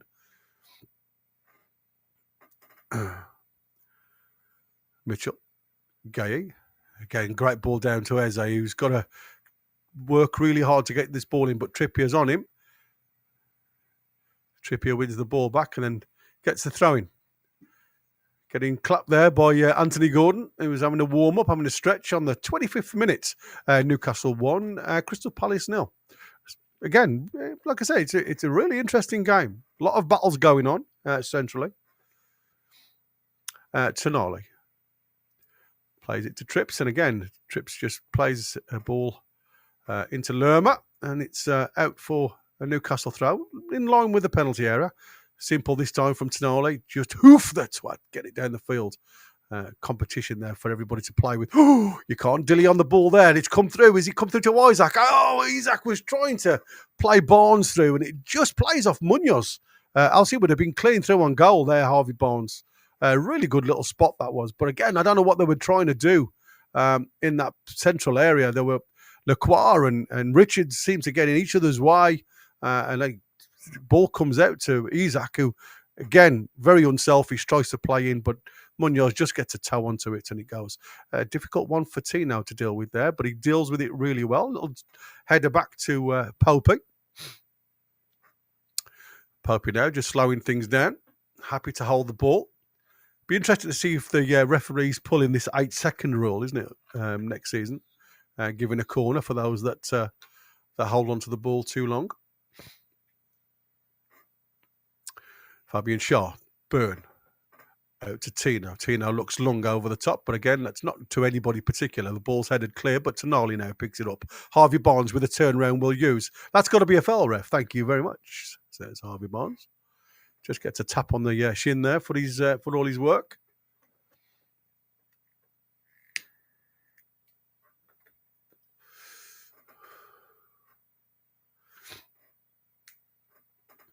Harvey Barnes again. He's not done much today, but it's some of the positions that he finds himself in, playing more centrally. It helps us out massively with an outlet. It's not just looking for Isak all the time, who is like tonight. He's being marked really tightly. I shouldn't change that, should I? Free kick to Newcastle then. Out on the left-hand side, in swinger from Trippier this time. We're looking for some movement from the players. It looks like J7 could be the target here. He goes square this time to Tonali. Tonali looks up, dinks a ball out to that back stick, looking for Murphy. Murphy gets... Is that Lerma there? Lerma's just looking because the ball was lofted, and I thought, he's not going to be a challenge here, surely, from Murphy.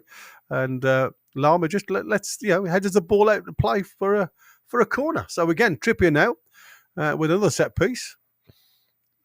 Something when I think we've fell away a little bit this season, more than any season I've seen. Our set plays not been brilliant, have they? Something like, again, is that something that we've just lost touch of? Trippier now drills the ball in towards J7, but the ball goes, there's been a bit of a clash of heads out to Tonali, and the referee stopped play again because of the clash of heads. Don't think J7's down. It looks like Sar's down. It is. Munoz is questioning the attempt there. I don't think there was anything malicious in that, to be fair. It was just two players coming together. And Munoz has taken a bit of a whack. Sorry, Sar's taken a bit of a whack.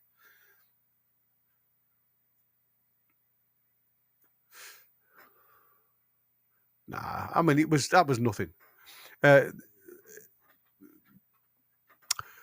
J7 was coming for the ball. He made a run. He was blocked off by Lerma. And on his way down, he holds his hands like that so he doesn't get bumped into from Sar, and he collides with Sar. I mean, there was nothing. But Munoz was asking the question, which I don't like, to be fair. Referee did a good job here, Mr. England, by giving Newcastle and Harvey Barnes the ball back out on this left-hand side. Tonali now goes again diagonal towards Byrne. Byrne heads the ball down, but ball's cleared this time from Crystal Palace. And Lerma out for a throw-in again for Crystal Palace. Halfway in their own half for Mitchell to go a little bit of a walk down the touchline to see if he can gain a few yards. He certainly gained about 7 or 8 there. We'll use now. Back to Mitchell. Tangling with J7. Now there's a bit of a tackle on Fabian Schär with Fabian Schär and Mateta again coming together there. Fabian Schär walks away. Free kick to Crystal Palace. We're at about 10, 12 yards inside the Newcastle half from the halfway line on the 30-minute mark. Still 1-0 to Newcastle. Eze now looks to deliver this ball into a danger zone. And got some height on them, Crystal Palace. So again, as Glasner said, they do like the set piece. Floated into the penalty area. Popey comes a long way. Doesn't get anything on that. It's headed back towards the danger zone. Dan Byrne on the goal line to clear the ball. J7 plays the ball out to Harvey Barnes. And there's again another player's gone down. It's Richards this time, and it's a head injury. So the referee has to stop play. I think Popey come through him this time when he come out to claim the ball. But again, Sar's, questioning. Keepers haven't got to get out of the way from players. Again, he didn't get anything of the ball, Popey, on that one.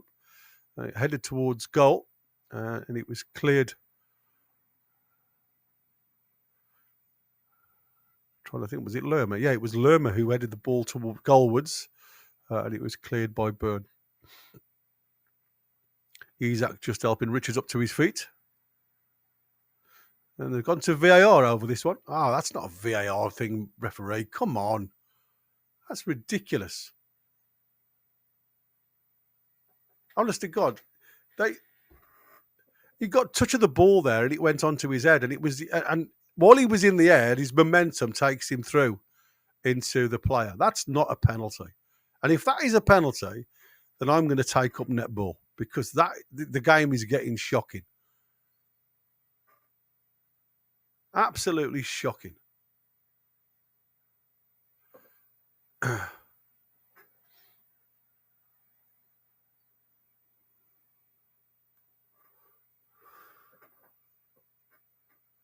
Honest to God.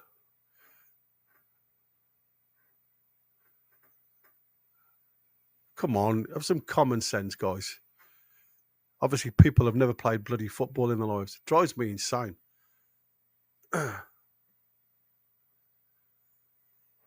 You can't stop your momentum. What, you're going to have a look at the screen? Are you fucking serious? You can't stop your momentum when you're airbound. How bloody stupid is that? It's a coming together of two players. Oh, my days. And he doesn't punch him in the face. It's his body that hits him. He's got his eyes on the ball the entire time. I'll tell you something now. If Crystal Palace this is going to be... And he gets his fist to the ball. Doesn't get a... Oh, am I saying? I think he hits the back of J7. I'm not sure. Jesus Christ. You know, for every time they go to the screen, though, they're going to change their mind.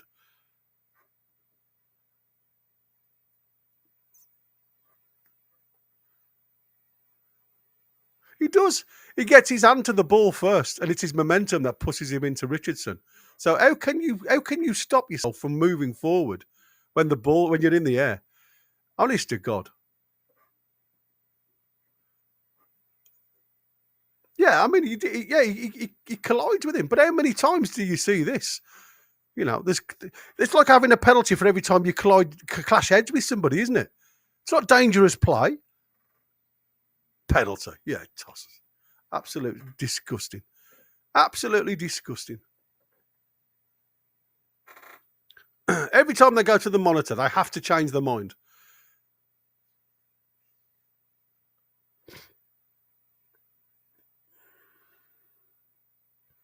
Honest to God. There's a penalty every time. I mean, come on, Glasner. He didn't have his knee up there. And every keeper does that to protect themselves. Jesus Christ. The game has got worse.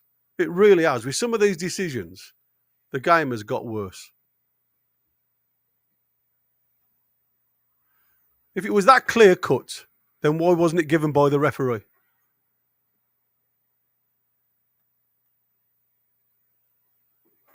Honest to God.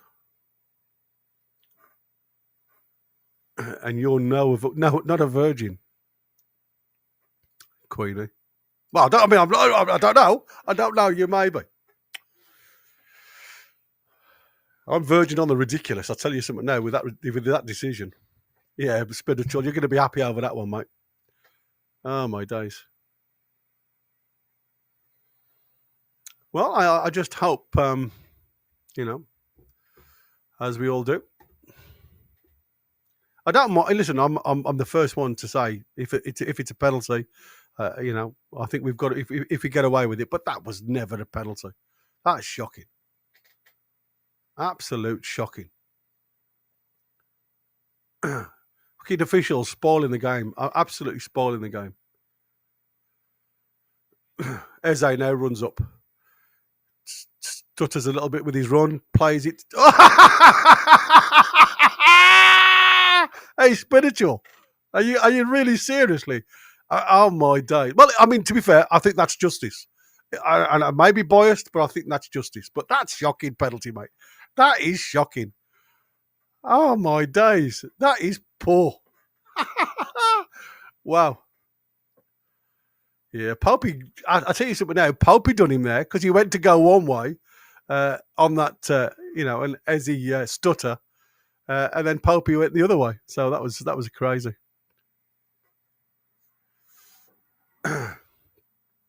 But that was as poor as I've seen a penalty for a long time, mate, to be fair. Too cocky for me.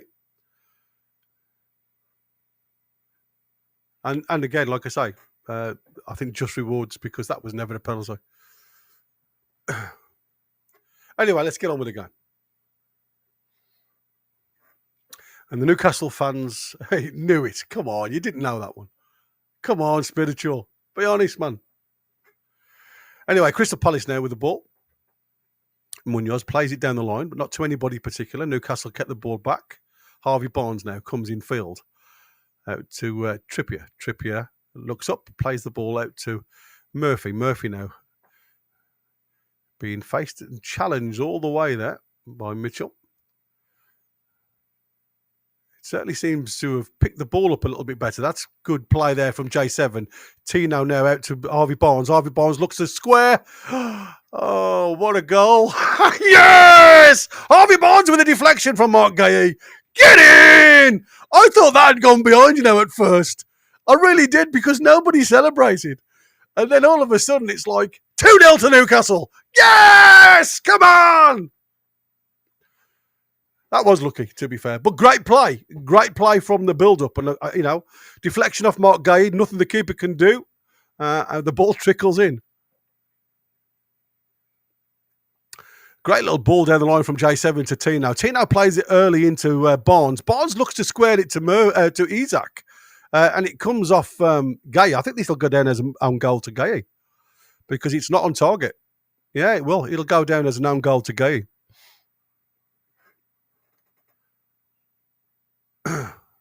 I mean, he just wrong foots Henderson massively, doesn't it? Nothing the keeper can do there. I mean, to be fair, I'm surprised they won't go back and look at that because it was handball from Mark Gay as he was going down. But again,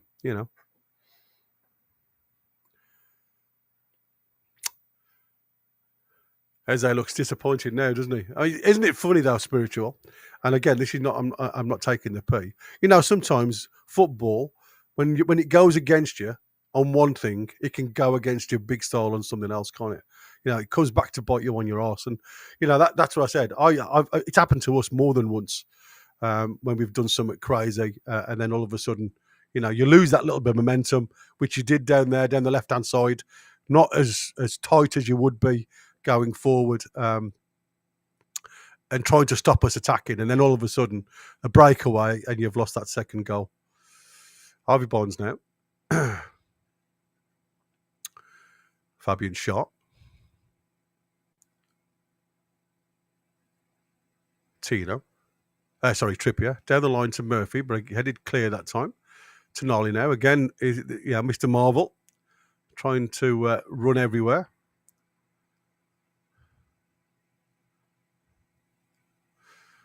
Schär to J7, who again just stutters with the ball, loses possession this time.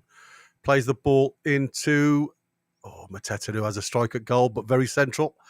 Straight into the hands this time of Popey. J7 needs to be better there. That's the point of his game that I worry about. J7, sometimes his first touch just doesn't always allow him to get the ball out of his feet. Fabian Schär goes across the penalty box to Dan Burn, who plays the ball up to Tino, inside to J7, and then back to Tonali, who, again, quite tight with J7. He didn't want to give him the ball back there. So he plays it safe with Dan Burn, who plays it square to Schär. Schär now got a bit of grass to run into. Plays it to Bruno, back to Schär. Again, looking for movement. Schär goes long on that left-hand side, trying to pinpoint Harvey Barnes. Ball's headed clear to Munoz. And Harvey Barnes gets tackled there from Munoz. Munoz is running down the touchline. He's being tracked back by Tino, who does really well. Wins the ball back, gives it to Bruno. Bruno now, centre circle, plays the ball over the top to Trippier to run onto, down this right-hand side. Mitchell trying to close the ball down. He plays it inside to Bruno. Bruno steps it back. Penalty area. It's a goal. Oh, no, it's not. Oh, I thought that was a goal for Isaac. Oh, he's missed it again. Isak is just struggling at the minute to hit the onion sack, isn't he? What is going on with Isak? Oh my days. That is such a shame. It really is. I mean, it was great play again. Trippier plays a lovely little square ball into Bruno. Bruno cuts it back, and there's two players, J7 on the 6-yard back and Isak. It's just in front of J7. So J7 leaves it for Isak. Richards does really well, to be fair, to get the block on. Then he gets a tackle in on J7's trying to get the rebounds. And then Isak just throws a left foot at it, but he's wide of the target. He's, again, not even looking where the goal is. He's just trying to get a strike at goal. Unlucky again for the third goal there, really. Great play, a great build-up. Ball played down the line for Eze, but Trippier again, having a great game for me, Trippier. Back to Popey. Popey now looks to play in Byrne. Byrne now on that left-hand side, being closed down from Sarr. Looks long, and again, not towards a black and white shirt there. Richards picks the ball up. Lerma now. Lerma gets closed down from Tonali. Tonali plays it back to Richards. Richards looking to go back all the way to Lacroix. Lacroix, dead simple. Let's give it to Henderson. Henderson with a touch out of his feet. He goes long. Looking for Dan Byrne's going to get that one every time, though. Dan Byrne with a header clear. That goes between J7 and Will Hughes. J7's gone down here. He gets back to his feet. Gahey now up to Eze, who lets the ball run past him. I don't know why he did that. Ball up to the halfway line, and it's now Lacroix. Mark Gahey now. Little bit of room to play the ball. The ball goes over the top, but I'm sure he's offside. Popey gets the clearance, and the referee now pulls his flag up. But you see, this is what annoys me now with this new system, right? Popey goes down. Even I could see that sat in the stands in the commentary box up here, and I could see he was offside. The linesman, which is the rules now, I understand that, right? But Popey could have got hurt here because they've allowed the game to go on. I think when there's a chance of, like a dangerous play, then it should be stopped. There is no reason for Popey to come out and challenge Sarr there because he's offside. And that's what drives me insane with this new ruling. If you're offside, get the blow off and just get the game stopped rather than waste more time. What is the point? Tonali now, central. Trippier. Murphy on this left touchline. Sorry, right touchline. Little ball inside to Bruno, who tries to play Murphy back on the triangle. Cleared back to Trippier now on the halfway line. All the way back to Pope. Popey now just takes his time, puts his foot on it, looks up, sees Dan Byrne. Dan Byrne goes central to J7. J7 out to Harvey Barnes. Barnes back to Byrne. Byrne back to Pope. Not so much pace on that ball this time, being closed down all the time by Mateta. Shaw, Tonali, Shaw, out to Byrne. It's all triangles really in front of our box. So it's really good football, trying to draw Crystal Palace onto us. J7 now runs past the halfway line with no pressure at all on that ball. Tino. Munoz closes Tino down. He plays it back to J7, out to Fabian Shaw. Shaw now on the halfway line, looking right-hand side to Trippier. Trippier digs the ball inside to Murphy. Murphy, again, sees the run of Bruno on the inside, just tries to turn it around the corner. But again, really good work from Tonali on that halfway line to win that ball back. Back to Fabian Shaw. Byrne now coming up towards the halfway line. Just again, no press on the ball from Crystal Palace. Just allowing Newcastle to play in their half. Up to Bruno. Bruno now. 7 minutes of injury time, guys, within the 46 minutes. Newcastle 2, Crystal Palace 0.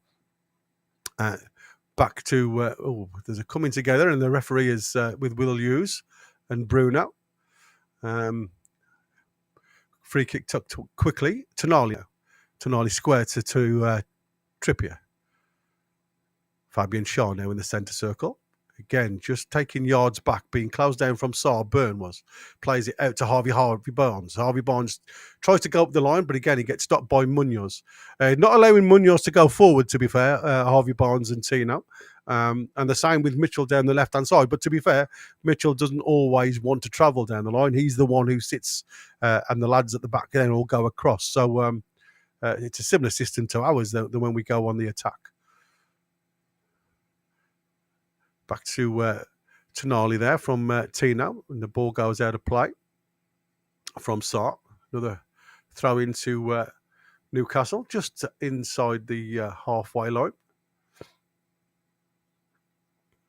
Throwed up to J7, miscontrolled again, J7, and a bit of a coming together between J7 and Harvey Barnes that time. A little bit of space now for Munoz. Will Hughes goes square to Mark Gay. Mark Gay then has a bit of grass to run into. He plays the ball out to Mitchell now, who's gone forward. Again, the commentator's curse. As soon as I say he doesn't do it, he's there. Eze. Eze out to Gay. A little bit of room for them to down this left-hand side. Mitchell tries to drill the ball into the box, but it's blocked by Trippier. Trippier to Gay, Lerma. Will Hughes tries to play the ball around the corner, but again, the ball's poor. Out to Tonali now on the halfway line. There's a chance here with Harvey Barnes on the break. Just running into the box is a little bit of a movement, and it's a goal! Get in, Harvey Barnes! Boom! Takalak! Get in, my lad! Ha ha ha ha! Boom! What a break! What a sensational break that was in the 48th minute. Newcastle 3, Crystal Palace 0. I'll tell you something now, just when they thought they were having a chance, that was stunning. Absolutely stunning break. Really quick, really responsive. Will Hughes tries to be clever and play the ball. He's got 3 black and white shirts in front of him, and it's a simple ball to Tonali, who sees Harvey Barnes in absolutely acres of space. Harvey Barnes gets stood up by Lacroix. He just does his shoulder. Again, a player confident with his left foot. That's what I love when you look at that. Somebody who's just going to say, you know what, I'm going to look to come inside. No, I'm not. I'm playing on the left-hand side, and I'm going to drill it in across the keeper into that far corner. Superb. All 3 goals. Superb. Yes. Oh, Mad Dog's going mad on that in that tech box. He's like, go on, lads. Love it. Yeah, it's like I said before, it's going to be a close one or it's going to be a goal. And like I said, with the way we are playing at the moment, I can see us beating anybody. If we can stay injury-free, trust me, I can see us beating anybody in this league. Ball goes long, and it's a bit of a tussle there to Mateta. We've lost the ball to Will Hughes, though. There's a bit of head tennis between Munoz and Sarr out there. Throw into Crystal Palace, in line with the Newcastle penalty area, in the 18-yard box.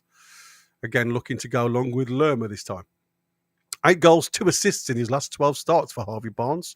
Not a bad turnout for our left winger, our standing left winger.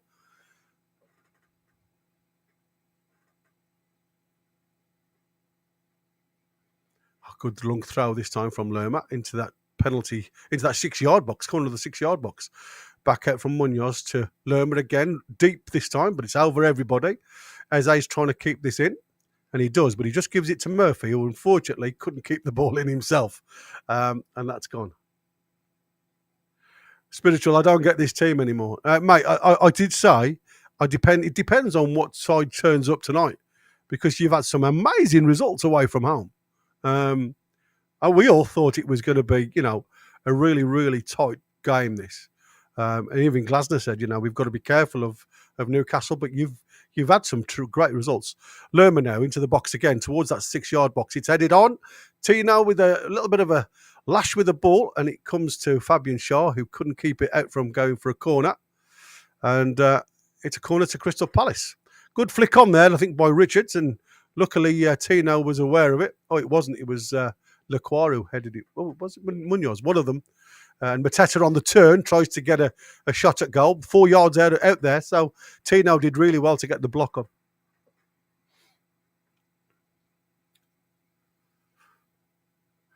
Eze now with a cross to that back stick, and it's easy for Pope this time. Let's see if there's a penalty that side.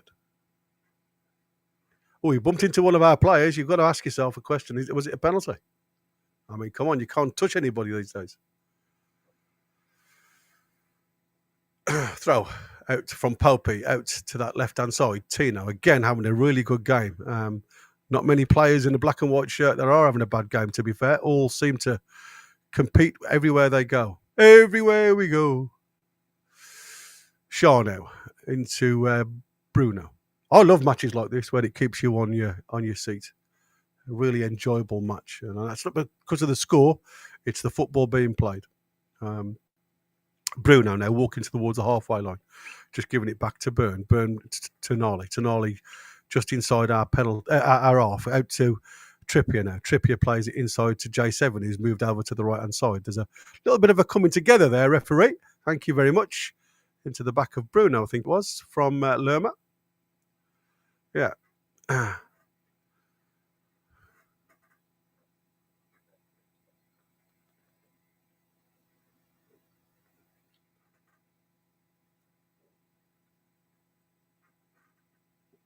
No, that was nowhere near the ball.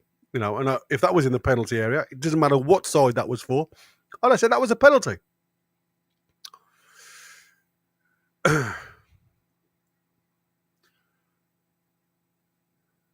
Trips and Murphy over the ball this time. Which way? We're in the last minute of added time. So, again, it's up to the referee now. Trips just gives it a little, runs over it. Murphy into the box. It's a goal! What a superb goal from Fabian Shaw. Absolutely superb free kick. Ball just dragged back for Murphy. First time whipped into the 6-yard box. And it's simple. Very static from Crystal Palace, I must say. Lovely movement from Fabian Shaw, who just glances the ball, just directs it. All the pace is on the ball. Another assist for Murphy. Well done. Superb. Great first half from Newcastle United, I must admit. Maybe Eddie Howe needs to stay away more often. I don't know. No, I'm only joking. But a lovely movement. Very good movement. And Mateta's just looking. I mean, it was his player. Mateta went with Shaw and he just didn't challenge it, mate, to be fair. He's just watching the ball. Fabian Shaw's got there all the time, unchallenged. And it's just like, you know, he's like, oh, Glasner's face now. Yeah, looking at that, that's shocking. Can you see? Hey, Spiritual, I wanted to ask you, can you see Mateta coming off in the at half time as he did against City? He hasn't done much for you this game, to be fair, mate. Another poor performance. And Glasner wasn't happy, was he? Anyway, we're off. That's it. That is the end of the first half. So, well done, the black and whites. Superb stuff. I will have a look at some of you guys' chats in a second. But I just need to literally just close my door, if you wouldn't mind. I will be back in seconds. Don't go away. Don't go anywhere, because I can hear my noisy kids and they keep distracting me. So I'm just going to tell them to be quiet. I'll be back in literally 2 shakes of a donkey's leg.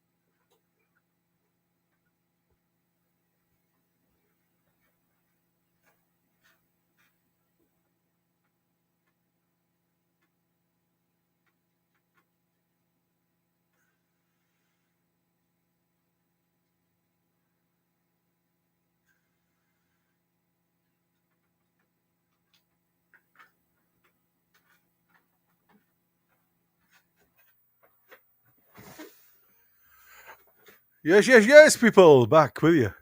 My God, it's like World War out there. Crazy. Anyway, welcome one and all. BBC gave Gay the goal. Yeah, exactly, mate. It looked like it was their own goal, and like I say, if it wasn't, it was going to be handball anyway.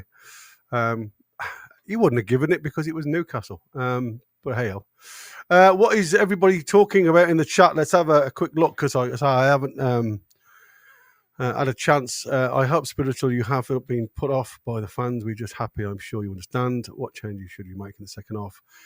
Spiritual, like I say, this isn't anything directed to you, son. So please don't take any offence. It's like I say, sometimes I haven't looked at what's been in the chat because I've been busy, as you all know, and for whatever reason, again, my system, every time I am on here, I can't ever.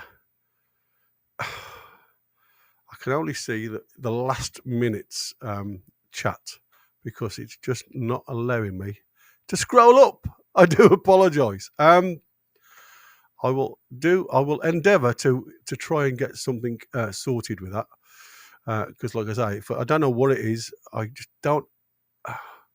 This system drives me insane. Question: do we look at play better with Gordon or Barnes in the team? Craig, for me, matey, I turn around. They're both different players. What Barnes does, he relies very much on Tino. What Gordon does is rely very much on his own ability. And to me, I would rather have, at this present moment in time, the team player is working. How many times have we seen Gordon play and it's not worked? So you don't change the system, do you? I heard, literally from what I've seen so far, is more the fact that the togetherness of the lads now. It seems as if they're married. With Gordon, with Anthony Gordon, we seem very left-sided. With Harvey Barnes, we've become balanced. We're attacking down the right-hand side. We're attacking down the left-hand side. Any opposition team now that would have watched us pre Anthony Gordon would have made a tactic to go right-hand side or their right to block off our left. And yet we look more dangerous down our right-hand side all of a sudden. It's great. Absolutely great. And like I say, we've said for a long time that we are going to, take a team to task. We did it against Man U. We've done it, recently against a lot of teams. And we've often struggled against teams, the likes of Crystal Palace trying tonight, that are playing a low block to try and let us play in front of them. But they're giving the balls away in the wrong areas for me. I mean, don't get me wrong. The Harvey Barnes goal, his first goal, was lucky. It's gone down as an own goal. It was a lucky goal, but you've still got to get there. And if Gay hadn't got the challenge in, I think Isaac would have scored. But how many people out there, seriously, right? How many people out there that are with me would have seen us score 4 goals and Isaac not on the score sheet again? I mean, you wouldn't dream of it, would you? You look at the team again, and this is where I said previously, and again, this is when Gordon was in the side. When you've got Gordon really wide on the left-hand side and you've got Murphy really wide on the right-hand side, there was never a chance for me of winning that ball back if the ball drops in that like halfway zone, in between the Isaac, because everybody's just too wide. Now, because we're playing with a little bit more narrowness, and it's Murphy who stays wide with Barnes sat more inside left position, with Tino supporting, we've got more chance of winning that ball. We've also got Bruno now with that confidence because of Tonali behind him to go and play a little bit further forward. And everybody, you can't just talk about the 3 in the middle. You can't just talk about the 3 up top. It's about the togetherness of the whole team for me. And like I say, I am so sorry, Spiritual, that you have joined us tonight on a bit of a drubbing for you. And if I'm honest with you, and the chats, that they're with us all the time, and they'll agree with me when I say this, it wasn't expected. Wasn't expected like this at all. Like I say, it was good. Good to see from us. It must be bloody awful for you as a Crystal Palace fan. But trust me, my friend, when I say this, we've been with you. We've been there. We've had games in days where it just doesn't go your way, mate. So, like I say. But yeah, I've just seen the lads now in the chat. And like I say, I do apologise. My system is failing me big style. I can't get up to see any of the previous chats, so I can't talk about it. But you're right. Is it time for Newcastle to make changes? Absolutely. Not only the fact that listen, the game's not won yet. Don't get me wrong. This game isn't over. So you've got to be careful in how you make your changes. You can't go too gung-ho. Give it 10 minutes. Let the lads come out and get back into the speed of the game, type of thing. And see how you go. Again, another big game on the weekend. So for me, 60 minutes, you start making your changes. You don't want to disrupt anything. I mean, the J7 perhaps, but who comes on? Well, we've got Willock back who can play left side of that midfield. But does he give you an outlet rather than a defence? And I think that is the problem now with the system that we've got. Where do you put the likes of Willock? Because he's the only real central midfielder that we've got that plays naturally in that inside left position, in centre. Miley doesn't really do well there. Longstaff doesn't do well on the right side, never mind the left. And like I say, or do you go back to an old traditional, well, let's go, and throw a 10 on and say to Willock, go and play in the half space and bring Bruno back and we'll play 2 with Tonali. I don't know. I think if I was going to bring Willock on for J7 now and really, really get it tight, I think that's what I'd do. I think I'd bring Willock on and go and play a little bit further forward, as Bruno's been doing for us on the right-hand side, and just drop. And then maybe, give it another 5-10 minutes and then bring a couple more players on. I'm always of the opinion with Newcastle, when we make substitutions, the drop-off is phenomenal in performance. And like I say, yes, there's 4 goals in it here. But I'm thinking of the hard work that the lads do at the back. You know what I mean? It's about not conceding goals. It's about trying to keep your shape. It's about trying to keep that momentum, that mentality that we are strung together as a unit. But we do have to protect.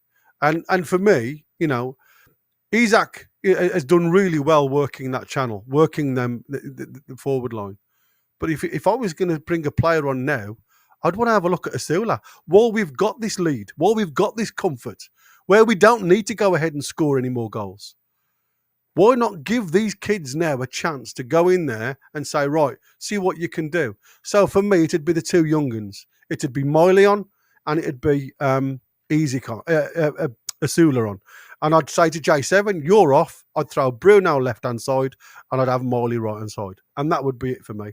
For the first, if I was going to change anything in the second half, that is what I'd do. But if, again, I can't see the point in having these kids on the bench if you're not going to use them. It's these are the games now where it's an absolutely bang-on perfect scenario. There's no risk. It's all reward, because they get that experience of playing. They get that happiness. They get that momentum. They get that mentality. I'm in a really good side here, and that's like a rash. It just keeps on spreading and spreading and spreading. You can go to the doctors about that, by the way. And that's what I would do. That is exactly what I would do.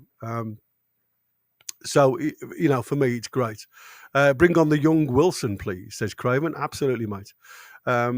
Wilson will be on before Asula, says Waldo.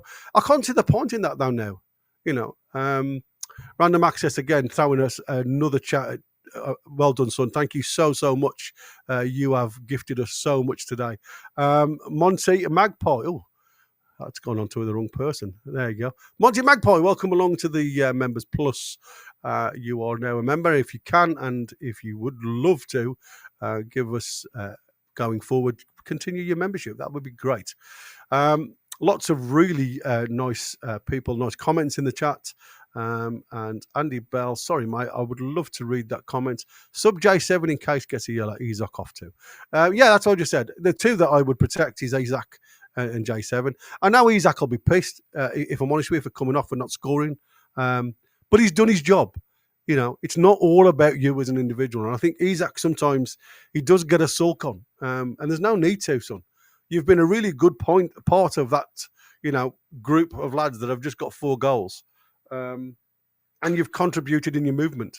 So, like I said, you know, for me, it's all about the risk and reward now. Why risk playing him any longer and getting a bloody hamstring? You know, don't forget what Mark Goldbridge said. It's a bloody pond out there. You know what I mean? It's crazy, absolutely crazy. We are just on the verge of the second half, I think. Again, thank you all so much for being with me. And like I say, if you wouldn't mind, while we've got this opportunity, I'm just going to make sure that I've still got mine clicked, and I have. Subscribe, like, and obviously ring that bell for future content. We do lots of stuff. We're always busy on this channel. And like I say, we've got lots of news content coming your way as well. And like I say, this week, because we've got 3 games in 6 days, it's non-stop. So like I say, thank you all so much for being my companion tonight. Like I say, it's you've been great. Defo sulking, like, I kind of like, he's so upset he's not scored. Shows his mindset of being a top goal scorer. It does, mate. You're absolutely right. And like I say, it's the second game on the run now. You know, where the lad's got a hat full of goals, and the goals have all come around him rather than by him, which was, you know, if I'm honest with you, and I think this is the other thing about having Barnes in the side rather than Gordon, is the goals are going left and right. It's not just central, and it's not about, you know, Hells, Sean, you're a star, mate. Just wait to see who that goes to. Another gifted one. Thank you, son. And that has gone to Jabba Dabba Doo one. I thought you were already a member, Jab. But yeah, there you go, son. You're welcome back, because I'm sure I've seen you before as a member. And then, you know, for me, it's a case of, do you rest Harvey Barnes now and give Gordon a shout, like Target Wrestling fan Jay and Hannah are saying there? That's another good shout. You know, because Gordon needs minutes in his legs. He's been missing for over a month. You know, we've got big games coming up. So is it time just to give everybody that we can now a rest? So it's an interesting one. Like I said, I think you've got to be careful that we don't go too mad too soon. But the lads look like they're back on the field. So I am going to go back to the match, and I'll see you in a bit.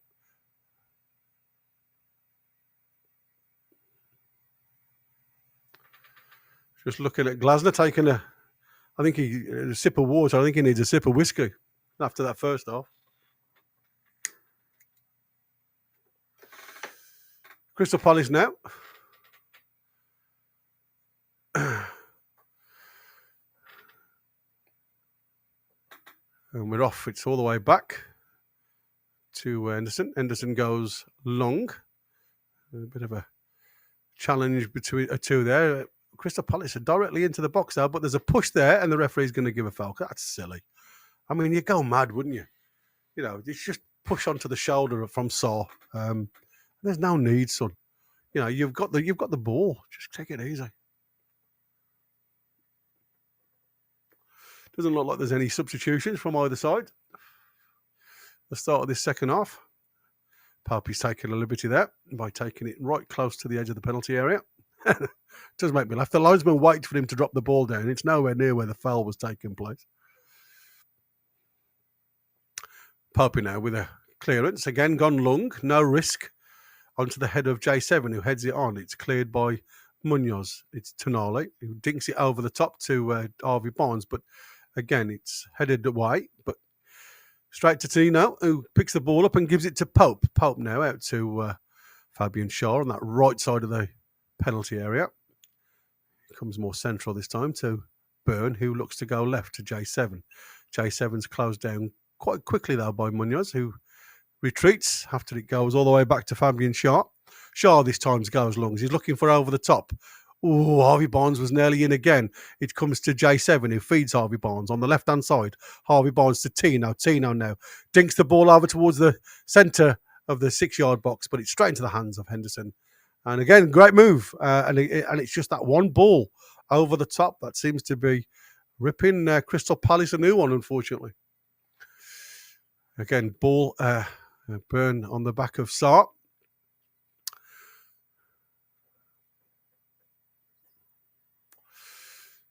Will Hughes walks away to free kick to Crystal Palace. Richardson now out to Lacroix. Lacroix out to Gay on that left-hand side. Looking to put the ball up to Eze, but he's lost the ball this time. And it's come out to Bruno. Bruno to Trips. Trips to Murphy. In these little triangles that seem to be going really well at the moment down that right-hand side. Tonali's just telling him to hold on. To calm down to Murphy. Just give it to Trips. Yeah, Trips is saying to Tonali, come on, swing back a little bit. Give me a target. He goes, he gets thrown into Bruno. He gives it back to Trips. Drops it back down to Burn now, who plays it out to Tino out on this left-hand side to Harvey Barnes. Harvey Barnes looks at running infield. Little toe poke to in between two players who then decide to leave it for each other. Luckily, there was no Crystal Palace shirt anywhere near it. A bit sloppy, that. Got to be switched on, boys. Fabian Shaw. Centre circle now with Burn. Burn out to Tino. Again, it's all quick balls. There's no delaying the ball. It's if they see the pass, they pass. It's something that we've really struggled with. Fabian Shaw this time looks to go long. He's seen Trippier once again run round the back. It's headed clear, but only to Murphy. Murphy on the right-hand side. He's turned backwards now because he's getting faced off by a couple of the Crystal Palace players. Mark Gay and Eze particularly. It's back with Fabian Shaw, though, on the halfway line with Dan Burn. Tonali again makes himself available, and he's just giving it back to Shaw, who's got lots of work in that right-hand side. And, Trippier just tried to do the first time touch down the line to Murphy. It didn't quite come off. Throw into Crystal Palace.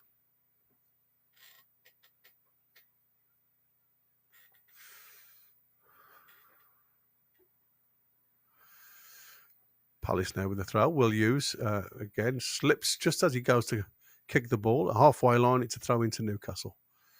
All the way back to Pope from the throw-in from Trippier. Pope gets on with it. Burn to Tino. Again, no press from Crystal Palace, which is I'm really surprised as they're 4-0 down. Is this just literally damage limitation? But it's more of a training match for Newcastle at the minute. All playing these little nice triangles.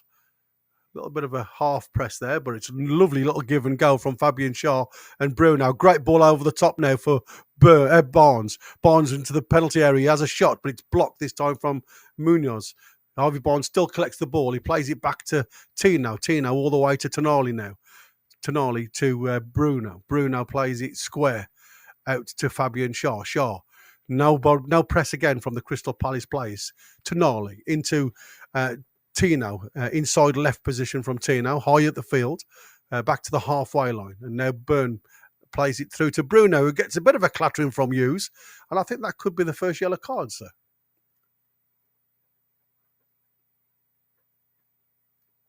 It just runs into the back of him. I mean, there's no way Will Hughes will get away with that one.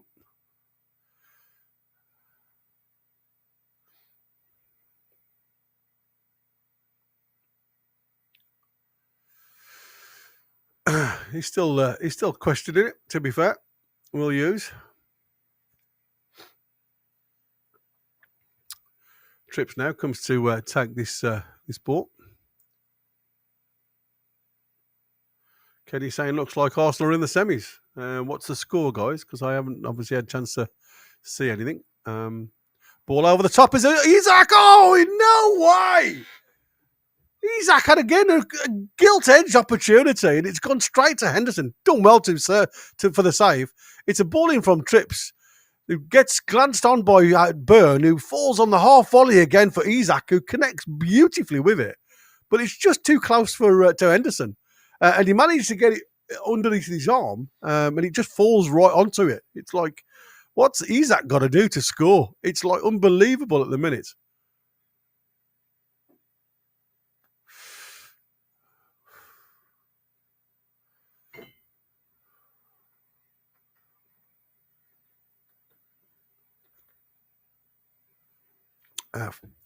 Just waiting for the throw-in from Munoz. On the halfway line, throws it into Will Hughes. Munoz just dinks the ball over, goes long and tall, but Dan Byrne's going to eat that one. Tonali to Barn, who plays it inside to Isaac. J7. J7 tries to get Harvey Barnes down that left-hand side. It's deflected out for a throw-in. Tino on the halfway line now with the throw-in. Plays it up to J7. J7, it goes to Tino, then Tonali. Tonali goes all the way back to Byrne, just keeping hold of the ball. Does really good. Again, Newcastle, really good play this with possession. Very few mistakes tonight. Exactly what we needed to do.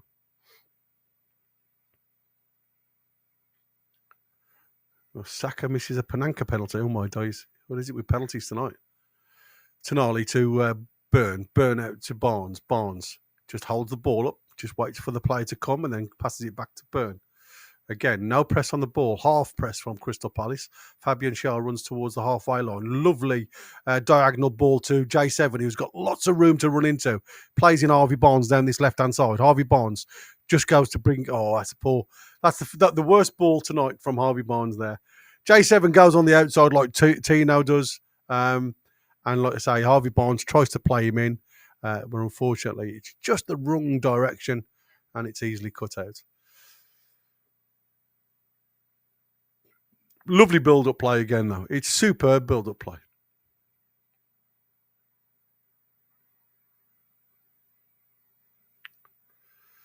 Henderson again looking to go long, not young. But instead he plays it short to Lacroix. Back to Henderson. Henderson takes it a touch out of his feet, closed off by Isaac, and this time he kicks it directly out of play. So maybe he should have just gone long in the first place, eh, son? Oh, he's giving somebody the verbal down there, Henderson. I don't know who, whether it was to Lacroix or what. Trippier into the feet of Tonali, up to Bruno. Bruno getting lots of attention from the Crystal Palace players. Back to Fabian Schär to Byrne. Byrne now into Bruno. Bruno back to Byrne. Byrne now just again, lots of time. Goes square to Schär. Schär looks up and you can see there's a couple of players on that right-hand side looking for the overload again. This time it was Mitchell that comes out to try and close the space. And he gets a throw-in. Newcastle carry on with the ball. Schär back to Tonali, back to Schär on the halfway line. Schär's got time to turn. All of the Crystal Palace players now deep in their own half. Nobody's, apart from Mateta, with a half press. Then Sarr comes.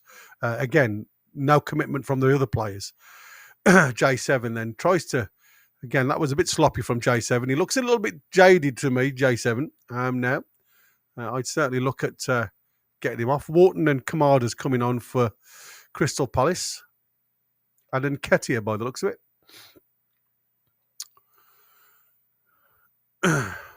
They certainly need something because, like I say, there's been some really poor play from Crystal Palace tonight.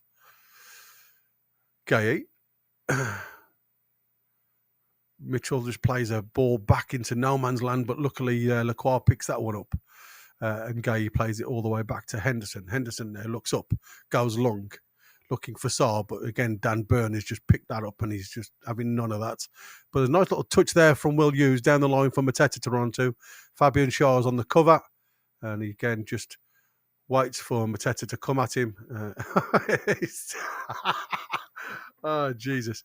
Fabian Schär was waiting for the ball to go out for a goal kick, and Mateta just throws him to the ground, and the ball didn't go out of play. Linesman gives a free kick down on the corner flag.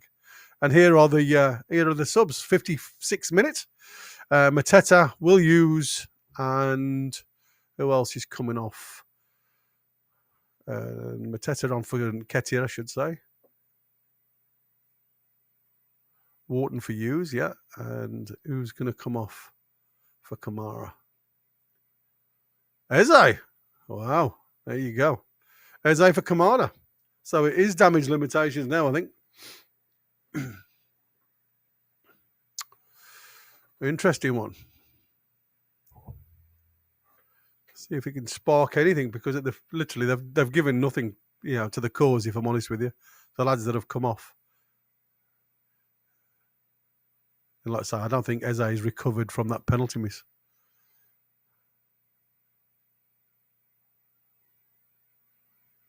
Yeah, Craven players playing like they don't want to piss my dog off. Yeah, exactly. Hey, good ball there. Oh, I thought that was going to be a good ball from Lerma, but it's a ball again headed. It was gone long to try and pick out the run of Harvey Barnes, who's trying to get in behind all the time. It was cleared by Richardson. Crystal Palace try and build up again from the back. It's a good tackle this time, and it's Isak! Oh my days! What a goal that is from Isak! Just what I said. The lad can't score. He can't score from 6 yards out, but you give him the ball on the 22 yard mark, and by Christ, he'll punish you. Lacroix tries to do something stupid there. He gets tackled with the ball at his feet. Isak comes round, nudges the ball off him, and he's got a little bit of space to run into, and he just sees Henderson not planting his foot, and he absolutely shapes that ball beautifully into the bottom left-hand corner of the keeper. Richardson there, just plays the ball across to Gay. Gay gives it to Lacroix. It was J7 who wins the ball back first, and it's first time. It was superb. First time from Isak after the J7 tackle on Lacroix. And like I say, he doesn't give the keeper chance. Tucks it away into that corner. 5-0 with Newcastle against Crystal Palace in the 59th minute. Wow. What can I say? Was any of you guys expecting that? I wasn't. Podcast did a fantastic so far. I think Newcastle are going for second. Get well soon, our legend Eddie Howe. Hope you're making a full recovery. UTCID, welcome again, buddy. Again, one of our many people that join the channel a lot of the time. And like I say, you're more than welcome to come on and have your say. Don't forget, guys, while we're waiting, you guys, there's the post-match view. You can always come on and give us your thoughts on what you've seen tonight. Solid performances from all 11 on the park, if I'm honest with you. Absolutely fantastic. There you go. Willock Gordon is readied to come on. So I would imagine J7's on the way out. So there's a ball over the top that Dan Burn picks up there. Fabian Shaw this time dinks the ball in the air, then gets the header. And that's going to be a free kick. And there's going to be another yellow card. Yes, there is from Lerma. Because like I say, that just... Dan Burn's got a challenge. Is that because Dan Burn is asking for the yellow, do you think? That is crazy. Just having a quick look. Let's hope this is the sign. It can be beaten teams like Palace. Yeah, exactly. Assington. Lovely little play by Shaw. Lerma didn't. He was just looking at the player, and unfortunately, Lerma gets the yellow card, and then Dan Burn is questioning why he wasn't getting a yellow card, and he gets a yellow card. You can't just gesticulate, sir. Random says he's predicted 4-0. How happy am I to have been wrong? Yeah, I predicted 3-1, mate. I'm miles away. Absolutely crazy. Two Nuts says he said 3-1, but had no doubt about the win. Yeah, it's funny that. Fabian Shaw just getting a bit of treatment. Got a smack in the jaw there from Lerma. And see, this is what annoys me, right? These guys now protesting their innocence because they've clattered one of our players. And momentum. Like I said, the difference between Lerma, his challenge on Fabian Shaw, and Pope's challenge on Richardson was Richardson and Pope was looking at the ball.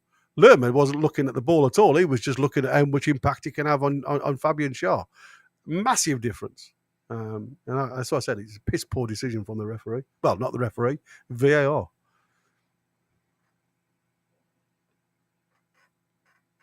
Yeah, Queenie. I don't think there's going to be many people predict this right. I think James may have predicted 5-0. Murphy's off. Excellent game. J7's off. Again, disappointed, but I think he realises the reasons why. I mean, a superb strike from Murphy, that was. Anything Tonali do, I can do better.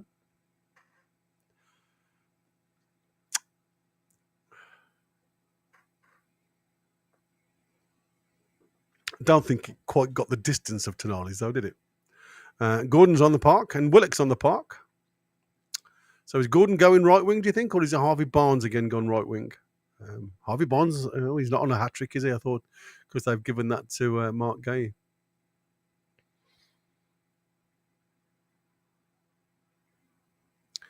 Yeah, certainly some blood around the mouth of Fabian Schär there. Not going to be able to come on just yet. The 30-second rule. So we're down to 10 men for the second or two. 0-0 half time for Arsenal. Yeah, Harvey Barnes has gone to the right side. Gordon's down the left. See if Harvey can do well down that right hand side again. So anyway, Palace with Kamada now plays it inside. He little ball tried to play up into Nketiah. Kamada now on the edge of the box plays it down the left hand channel, dink towards the back post. Poupey's up. There's a bit of a challenge there between 3 or 4 players. Poupey's down. I don't know. Munoz was in there. There's a dink over to the back post. Oh dear. You know what? Sar's gone straight through Poupey there.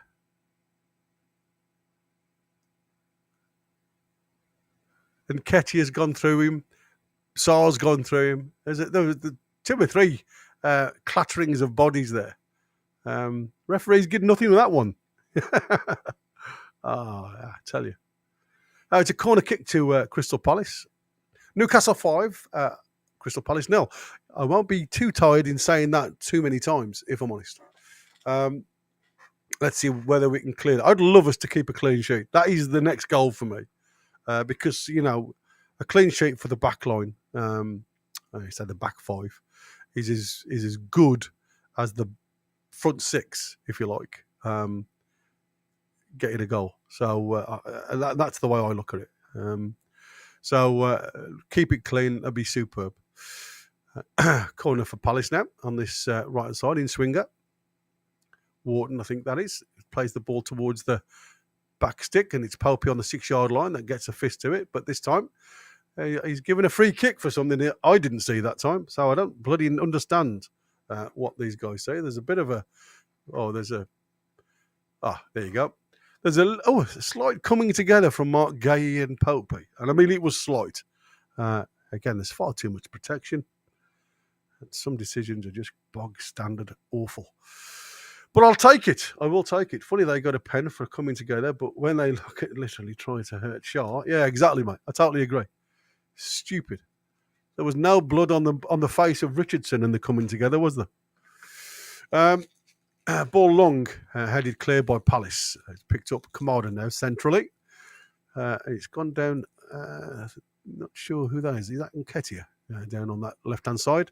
I think it is. Nketiah now plays it into Lerma. Lerma looks to go diagonal towards Munoz, who gets high in the with Tino. Falls to Anthony Gordon, who's his first touch of the ball. He gets a lucky break between Munoz, and there's a bit of a tussle between a couple of players, and it's tidied up by Dan Burn, who goes long, headed back in to the danger zone now for Crystal Palace. And Wharton gets challenged, and it's from Willock.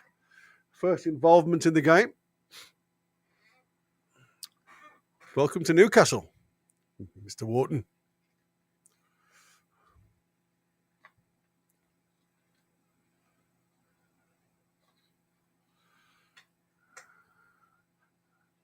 Kamada now with his free kick. We're at about 30-yard mark.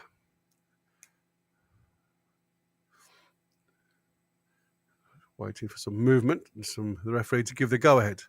Ball plays into that danger zone. There's a touch from the Palace player, Lerma, but it's fell nicely for Newcastle. And Tonali with that lovely run of his that just brings it straight out of play. He tries to get Harvey Barnes down that right-hand side, but it's just not weighted enough. And there's a free kick that's going to be a yellow card, I think, for the gaffer. Yeah, there you go. Bruno gets a yellow card. It was a bit sloppy, to be fair. And no need. Wharton just picks the ball off. He takes it past. He goes to ground too easy for me.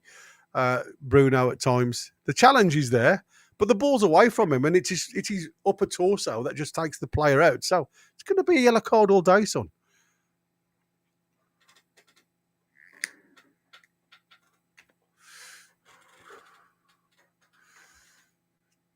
Wharton now just trying to play the ball. It's felt to Tonali saw Bruno on that bit of space there, but again, it's just that eagerness to get the ball forward. We lost it. Kamada now for Crystal Palace, just on the edge of the box. He looks to come centrally. Wharton now. He trips over himself, and the ball falls to Willock. His first involvement with the ball, and that's a ball from Willock. Isak was on the run. He was on the arc, and Willock's gone central with the ball. Stupid boy. Doesn't do Isak any good, running for no cause. Why isn't Asula on now, guys? Come on. And anyway, Crystal Palace now with a little bit of momentum in these last 5 minutes. Wharton out to Munoz, back into centre, and again that's a sloppy ball from Wharton, picked up easily from tip by Tino onto Tonali. Burn now up the line to Anthony Gordon. Gordon goes inside, and again he's fouled. Plays it quick into to Tino. Tino plays it down the line for Willock now, who's touching this left-hand side. He goes to go inside. He feints, goes outside. He's being stopped by Lacroix, and he gets the corner kick. Well done to Willock on his little mazy run there. Welcome back after your few days off.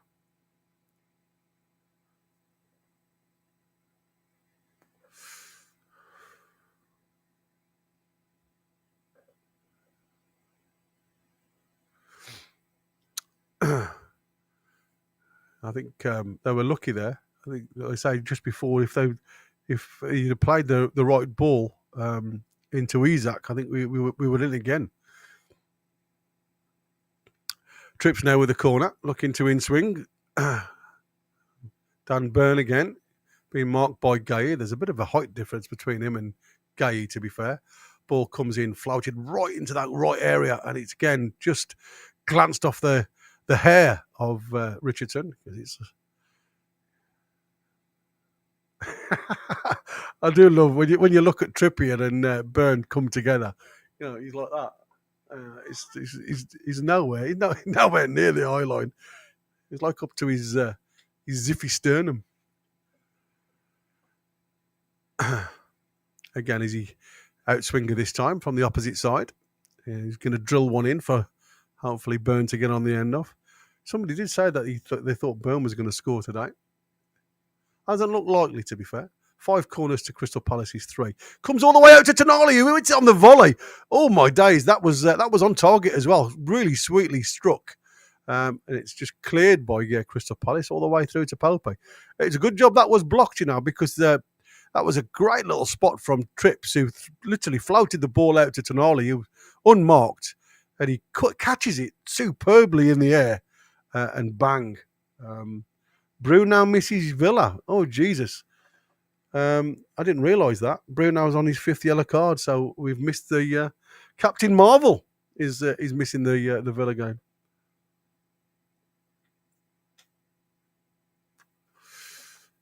Burn.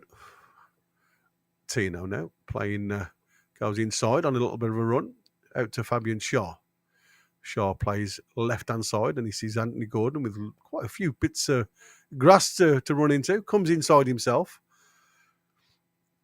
Plays the ball up to Shaw, quickly into Bruno, who plays it out to Trippier. Trippier sees Isak with a run, and Isak tries to square the ball into the 6-yard box, but again, too close to Henderson that time.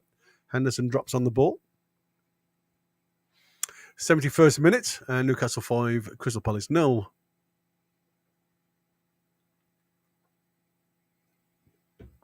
Lacroix out to Richardson. Richardson goes down the line looking for Nketiah. Again, not really getting much joy down that left-hand side. Callum Wilson's coming on for Isak. And Longstaff's coming on. I could bloody bring Asula on. It's crazy, this. Trippier's renaissance since January, February has been nothing short of magnificent, says James Cuff. And I couldn't agree with you more, mate. It's like having the old boy back. I've really missed him. Missed that bit of quality, that bit of, urgency at times. Bruno's off the park, and he's really upset. He's not happy boy at all. Didn't realise he was on his 5th yellow card, Crave. That's a shocker, bud. It means bloody Longstaff starts against Villa. Anyway, Crystal Palace go long looking for the run of Kamada, but it's picked up from Fabian Schär, who's had a really good game, to be fair. Trippier drives it all the way back to Pope, who gets his right foot right the way through it, all the way up towards Wilson. And Longstaff's first touch again gets battered by Gay, and it goes straight to Crystal Palace. Lacroix goes long again, looking for that ball over the top. That's a good ball. Trippier, though, stands him up and does a great job on Mitchell. Doesn't allow any time for Mitchell to get on that ball, and he gets a throw-in. Again, Trippier has been stunning, absolutely stunning today.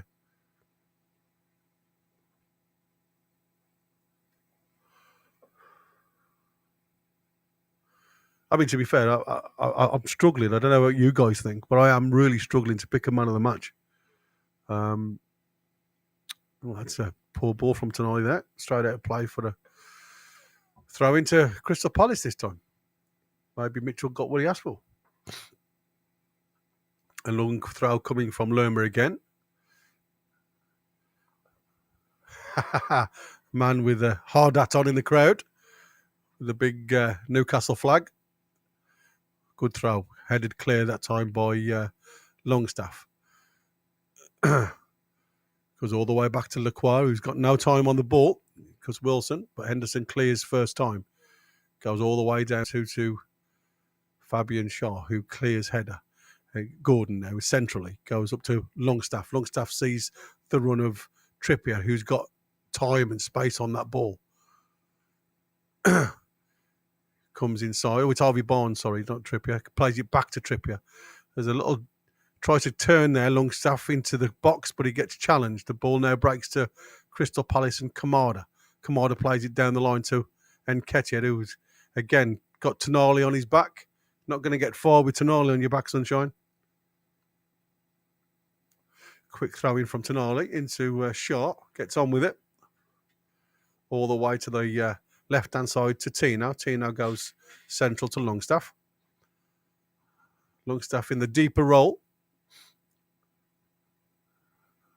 Don't think I've ever seen Longstaff playing in this 6 before. You did give you jitters, everybody. Does it give you jitters? Burn now. All the way back to Pope. Just waiting for Crystal Palace to make a move. And again, it's out of Burn into Tino. Tino goes inside. Gordon. Burn. I mean, it literally is now like walking pace, guys. It's just keeping the ball, not breaking the sweat. Goes long again over the top for something for Wilson to chase. But again, straight out of play for a Crystal Palace. Another change coming on for Crystal Palace. Sarr, who has done nothing. I thought he was going to be the problem child. He's done absolutely nothing today, to be fair. And this is the young lad. Another essay is coming on. Not Eze. He's gone off. This is Essay or S, whatever you want to call it. Tonali, man of the match for me. Complete midfield performance. Well, like I said, it's going to be a bloody hard one. This one is, mate, because I think there's more than one. I think Harvey Barnes has had another good game. Dan Burn now just inside his own half, gives it to Fabian Schär. Tonali Tino into Gordon's feet. Willock, Gordon. Oh, Gordon just gets a tap from Wharton there. Wharton's going to get a talking to. Yeah, he is. That was nowhere near the ball again.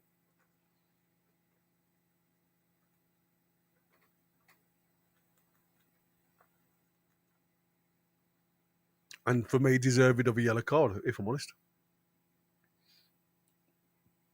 Dan Burn.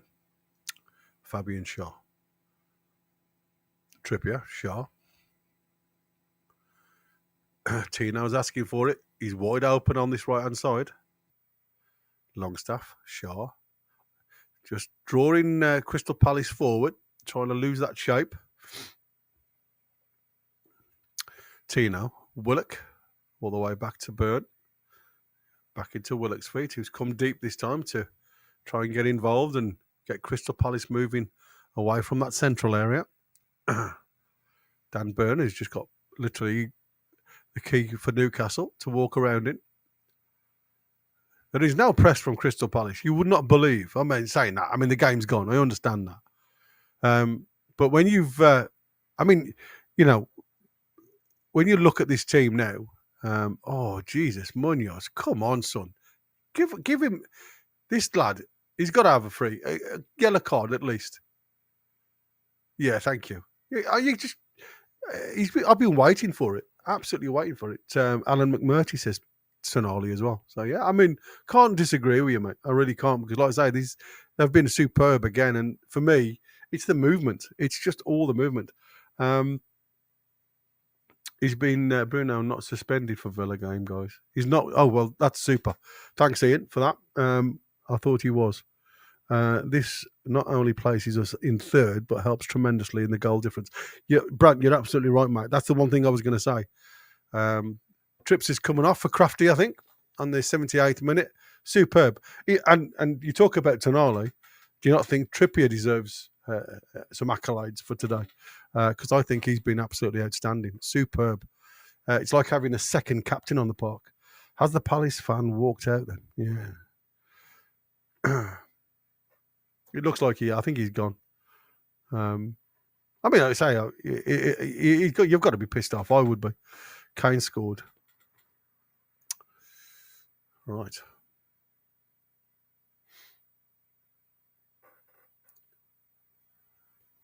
Burn now up to Tino. Tino on this left-hand side plays up to Anthony Gordon. Not had much room to play in Anthony Gordon since he's come on, to be fair, but again, it's more of the Crystal Palace defending rather than giving him space to run into. Fabian Shaw now just running up towards the halfway line. All the Crystal Palace retreating. Wharton comes to meet him. He plays a drilled ball into Longstaff, who struggled to control it that time, but the ball runs. I thought the ball was going to run to Tonali there, but again, Wharton there with a bit of a break on that left-hand side. He plays it all the way out for Kamada. Kamada manages to keep it in play. Again, Lerma just makes a little bit of a late run towards that touch line. And Harvey Barnes tracks him back all the way. I mean, that's tremendous again. That's commitment to the cause as well, isn't it? Harvey Barnes tracking, the late runners all the way back. Again, different role for him on that right-hand side. So, interesting to see. Not sure whether I would like risk and reward again, isn't it? Straight into the hands from the corner kicked out, Pope. Give it to him. That's it. Tonali now from Pope up to Willock, who goes again down that line to Gordon. He's got a bit of space now, Gordon, to run into, but again, just delays. And that's the thing that annoys me with Gordon sometimes. The difference with Harvey Barnes and Gordon is Barnes gets on with it. Gordon just delays the football sometimes. A little ball over the top for Nketiah to get on, but Popey, being the sweeper he is, gets it, clears. And again, there's a ball goes all the way out to just inside the half, Crystal Palace off for a throw-in. We're into the 81st minute. Random excess £2. I think we can start to relax now, guys. Yeah, you're absolutely right, Random. Thank you so much, buddy, for that. I'm on the wrong page, but bear with me a sec because you deserve to highlight that one. There you go. Thank you, son. Again, great support from you guys tonight, and thank you so much. It's been a pleasure. Pleasure for me to actually bring you this game, because it's been a fantastic game of football for a Newcastle fan. Anyway, Lerma now out to Lacroix, out to Gay, just inside the Newcastle half. Again, Newcastle play this 5-4-1 formation with Harvey Barnes now playing right back. It's obviously something that the lads play in training, isn't it? Ball just down that left-hand side. Harvey Barnes again, just doing enough to Hello. deter. Kraft goes long this time. Hello. Up to Wilson, who just gets nudging the back, can't control the ball. Oh, that's a really poor ball, though, inside. It gives it Newcastle again. Anthony Gordon. Tino goes on the left-hand side on the overlap. Willock on the inside. He plays the ball down the line for Hello? Tino to run onto. Deep into this corner now. Tino turns. Needs to wait. Brings the ball back into Willock. Willock now gives it to Gordon. Gordon out Gary to... doesn't hear me. there's a bit of a tap on the shins there. Oh, that looked a bit sore, if I'm honest. On Tino. Do you guys hear me? I don't know who done that. I don't know which player, because you said he looked like he'd got a whole set of studs. Oh, on you top guys of do his hear foot me. there. I don't know why Gary doesn't hear me. Oh, it's Eze. Yeah, Eze. He blocked me. I'm blocked. Right on the top of the toes. Ooh, that's going to come sharp, son. He's up now, luckily. He's up. Hey, Chrissy, you all right, mate? I'm good, man. Do you hear me? Oh, sorry, mate. I haven't. Yeah. No, it's me. I haven't got my headphones in because I was on my own, so I wasn't listening to anybody. How are you, buddy? Yeah. You okay? I'm doing good, man. Just got a chance to get off work, so. There you go. There you go. Yeah, well, you've missed a cracker. You have absolutely. I've missed a been cracker. watching. I've been watching it. Oh, good lad. Good lad. Trust me, I've been watching it. Fabian Shaw now, just outside our own box, plays it central to Wilson, who plays it inside to Longstaff. Really good ball on the halfway line. Longstaff out to Harvey Barnes, who again just decides to turn back and keep hold of the ball. Longstaff now into Tonali. Tonali looks up, drags the ball back, keeps hold of the ball. There Lovely you go. little sand wedge out to Kraft and Harvey Barnes. Harvey Barnes back. It's just literally keep ball. It's really great football to watch. Until I say that, and it's commentator's curse, and we give the ball away. Crystal Palace now with a little ball up towards Nketiah. And Eze now brings the ball out down to that left hand side with Lerma. James says, classic fair weather fan, only turns up when we're 5-0 up. By the way, I said this was going to be a walk in the park. Yeah, well, you did. You're absolutely right. I don't. How many people expected this though? I think James predicted it, didn't he? 5. Anyway, little return ball into the box. It's fall for Kamado, but challenged by Willock. Again, this is really tight spaces that we're working in. Tonali now just clears the ball out for a throw into Crystal Palace in the 85th minute. Newcastle 5, Crystal Palace 0. If you weren't already aware, I don't know how many times I'm going to say that, but I'm going to keep saying it because I love saying it. And I think that is the end of Lerma.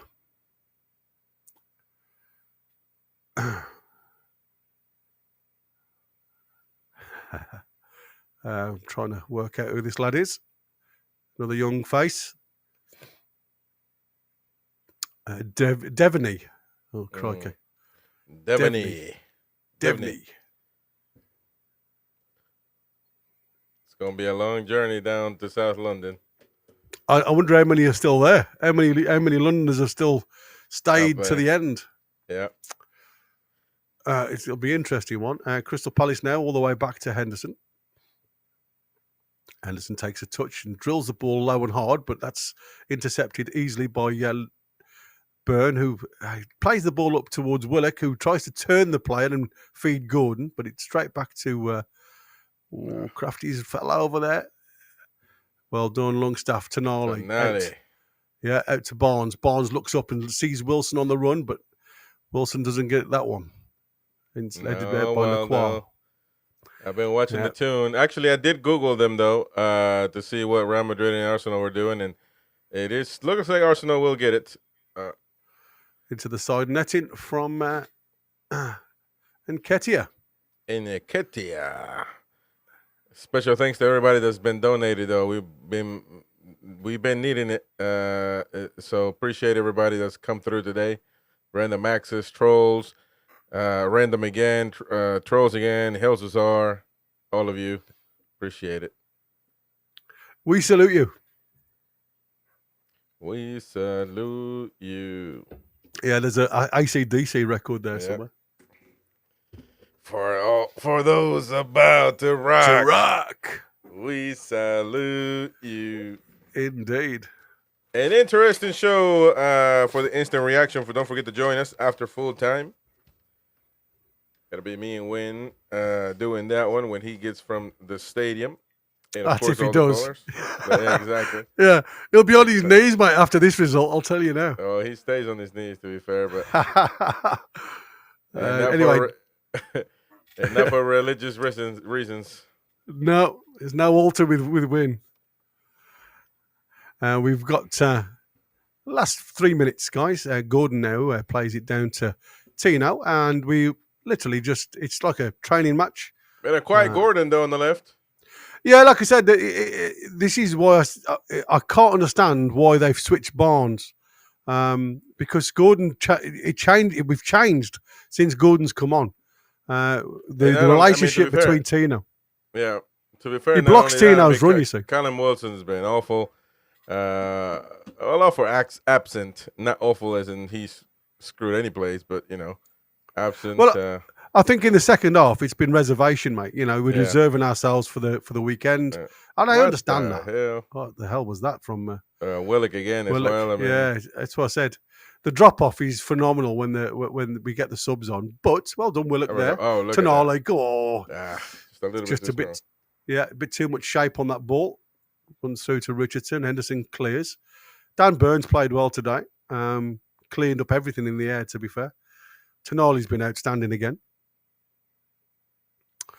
Fabian Sharp. And again, no press from the Crystal Palace players. Kamada comes like a half attempt. It's like but just gives up. What's going on now? Seriously, I thought the referee had stopped the game then, because everybody's at a standstill.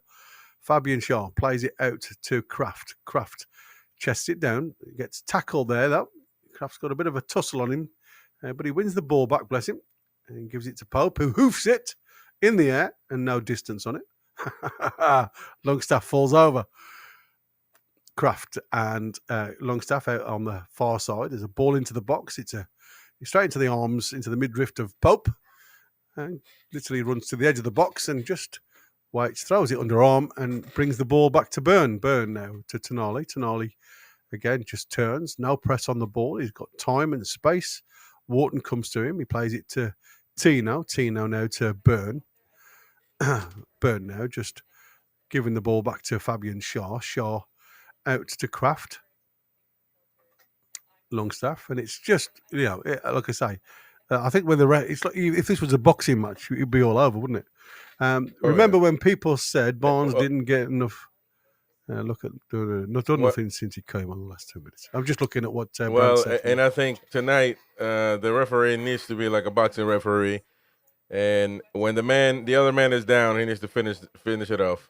He doesn't need to be adding any extra minutes to a demise that has been already executed. Yeah. I mean, there's a point that you I would say I don't feel sorry for the opposition, but we've been looking to do this for a while, haven't we? Oh, we've got a chance here, Wharton. Goodness. They're through. They play square. Oh dear. Let's do a Mark Goldbridge. They watered the pitch. It's a pond out there. My goodness. Well, that was an opening for Crystal Palace until two of them fell over. And like I say, right in front of goal. It's been an awful night for Palace. It has. It's been awful. Like I say, even with the half opportunities that they've got, 5 minutes of stoppage team. And then we've, even giving them the gifts that we have, they've just looked so poor in front of goal, to be fair. And the penalty, I think, that was just a shocker. They're trying to get in behind, and again, it's the wrong decision, but that's come off Longstaff, and it's given them straight back to the ball on the edge of the box. He gave it back and to Ketia, them. Well done, Pope, you just stood up. Man, Longstaff is shocking, man. Shocking, absolutely awful. Eze now, and Kamada has a shot, and that was Longstaff who blocked that one, so well done.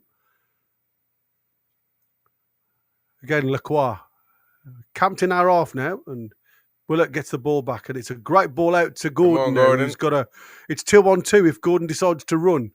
Keeps going. He got faced up by Richardson. He tries to dig one to the far post, and it's nowhere near. Not even trying, man. Yeah, I mean, to be fair, it's like I said, it was he got literally, like I say, the whole of Newcastle to run into. Wilson was offside, so he couldn't feed that. Lacroix was covering him.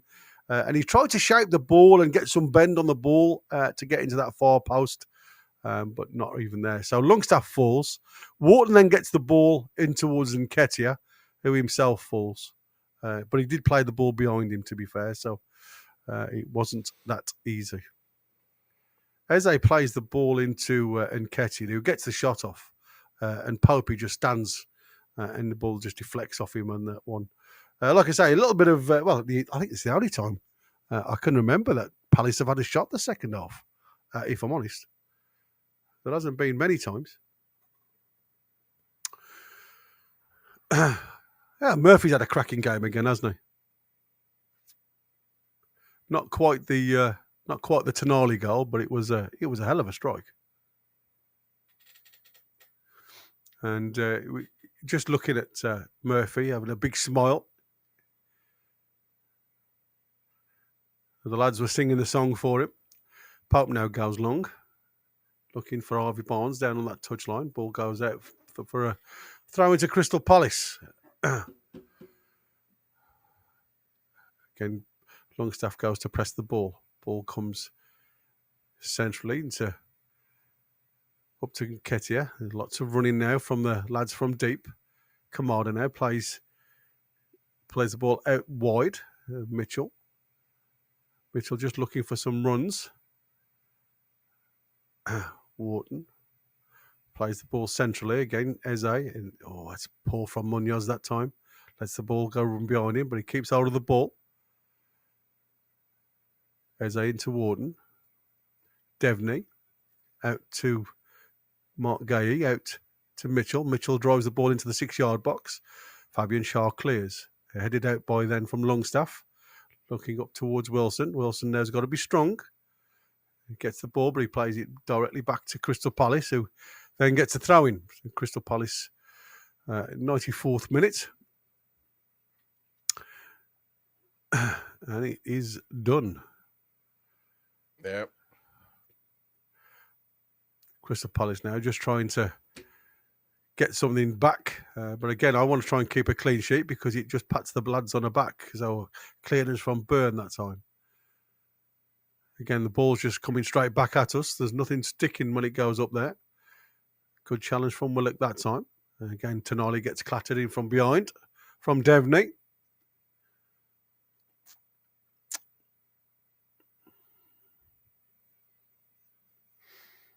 Waldo Tonali, man of the match by a mile. You agree, Chris?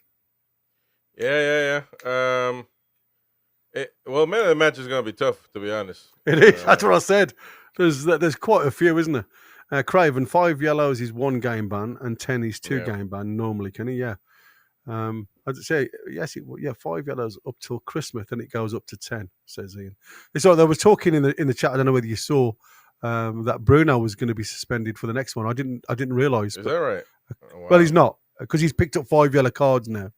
And according to Ian, it's 10 you have to reach now before you get a yellow. Oh, okay. And the lads were even correcting the mighty win because he texted us in the chat and said about the J7. Yeah. If he gets a yellow card, he might as well get a red because he only gets a 1-match suspension. Apparently, it doesn't. It goes as a red, not a yellow. Well, that's it. It's over. That is it. It is full time, ladies and gentlemen. 5-0. Newcastle United destroying Crystal Palace. It wasn't even close. And Mark Gahey scoring for Newcastle twice this season. Yeah, it's weird, that, isn't it? What a stat to have. Yeah, man. The secret agent. He's a secret agent. Absolutely. The one that's coming our way, yeah? Hopefully. I really do rate him. Well, I mean, they've conceded 5 goals, and to be fair, I can't really say that he's been at fault. But I mean, obviously, it doesn't bode well for him, does it, being a defender? No. For Crystal Palace when you get. And shame that Osula didn't get any minutes in a 5-0 win. I know, it's crazy. I mean, if that's the case, then he'll never play for Newcastle United ever again. No, I don't know what he's missing. I don't know. I don't know what he's missing, because at half time for me, you bring Isak off and give Asula free rein. Just run. Yeah. Just go and have a game. Get some minutes in your legs. What's the point in keep giving Wilson time when he does nothing? Absolutely nothing. Yeah, and of course we'll discuss all that in the instant reaction. But an unbelievable performance. Third right now, Newcastle. Oh yes, in the standings. We just climbed another spot, and that now we're right behind Arsenal. Arsenal with 63 points, us with 59, 4 points behind Arsenal right now as we speak. It's very possible, ladies and gents. Very possible. It is. It looks like Wins they will prediction. Wins prediction could come true. It looks like they will be eliminating Real Madrid from the Champions League, so that will probably be the focus of them until the end of the season. So, man, unbelievable. It will probably be. We haven't been second since the '90s, late '90s, or mid '90s, whatever. Mid '90s. So it's been a while since we've been relevant, and now this season we're proving it. And I believe I just heard Jacob Murphy saying, "We got to keep it up. We got to keep it up." To Callum Wilson. So, it's unbelievable. But as I knew, this team has every tool to be there. Now, with Europe, maybe it's going to be difficult to be a protagonist in all four without a deeper squad. But when it comes to, our 11 getting places, we can beat any team. We can beat anything. Oh, absolutely. We shouldn't fear anybody, and that's what I said. It's not with this momentum and this team spirit that we've got now. As long as there's no injuries and no unfortunate suspensions coming our way, it's hard to get in this team. Whoever you are, it's just fact now. Yeah. The togetherness, the way they play, the systems that they play, the relationship that each other plays, and you saw. Tino, who was instrumental in a lot of the play with Harvey Barnes, Gordon comes on, and because he plays so wide, he actually blocks the runs of Tino. So Tino doesn't get involved in half as much. So it is an interesting one, but like I say, I shall go through that at depth. Tomorrow's members only show. The football, the full match review. You can watch that. A lot of people are going to be able to join that now because they are NTTV Plus members. After tonight, they've been given a lot of memberships away to those guys. So appreciate everybody that's donated. And we shall be live right now with the instant match reaction. Win should be joining in every other color as well. So please join that show right now immediately. You'll be redirected. Thank you for watching the watch along with doing the watch along with Gary. Gary, thank you. And we'll see thank you so much. Later on, just want to thank everybody out there that's joined me tonight. It's been a pleasure. And thank you so much to everybody that's gifted. It's much appreciated for the cause. There we go. We'll see you right now on the instant.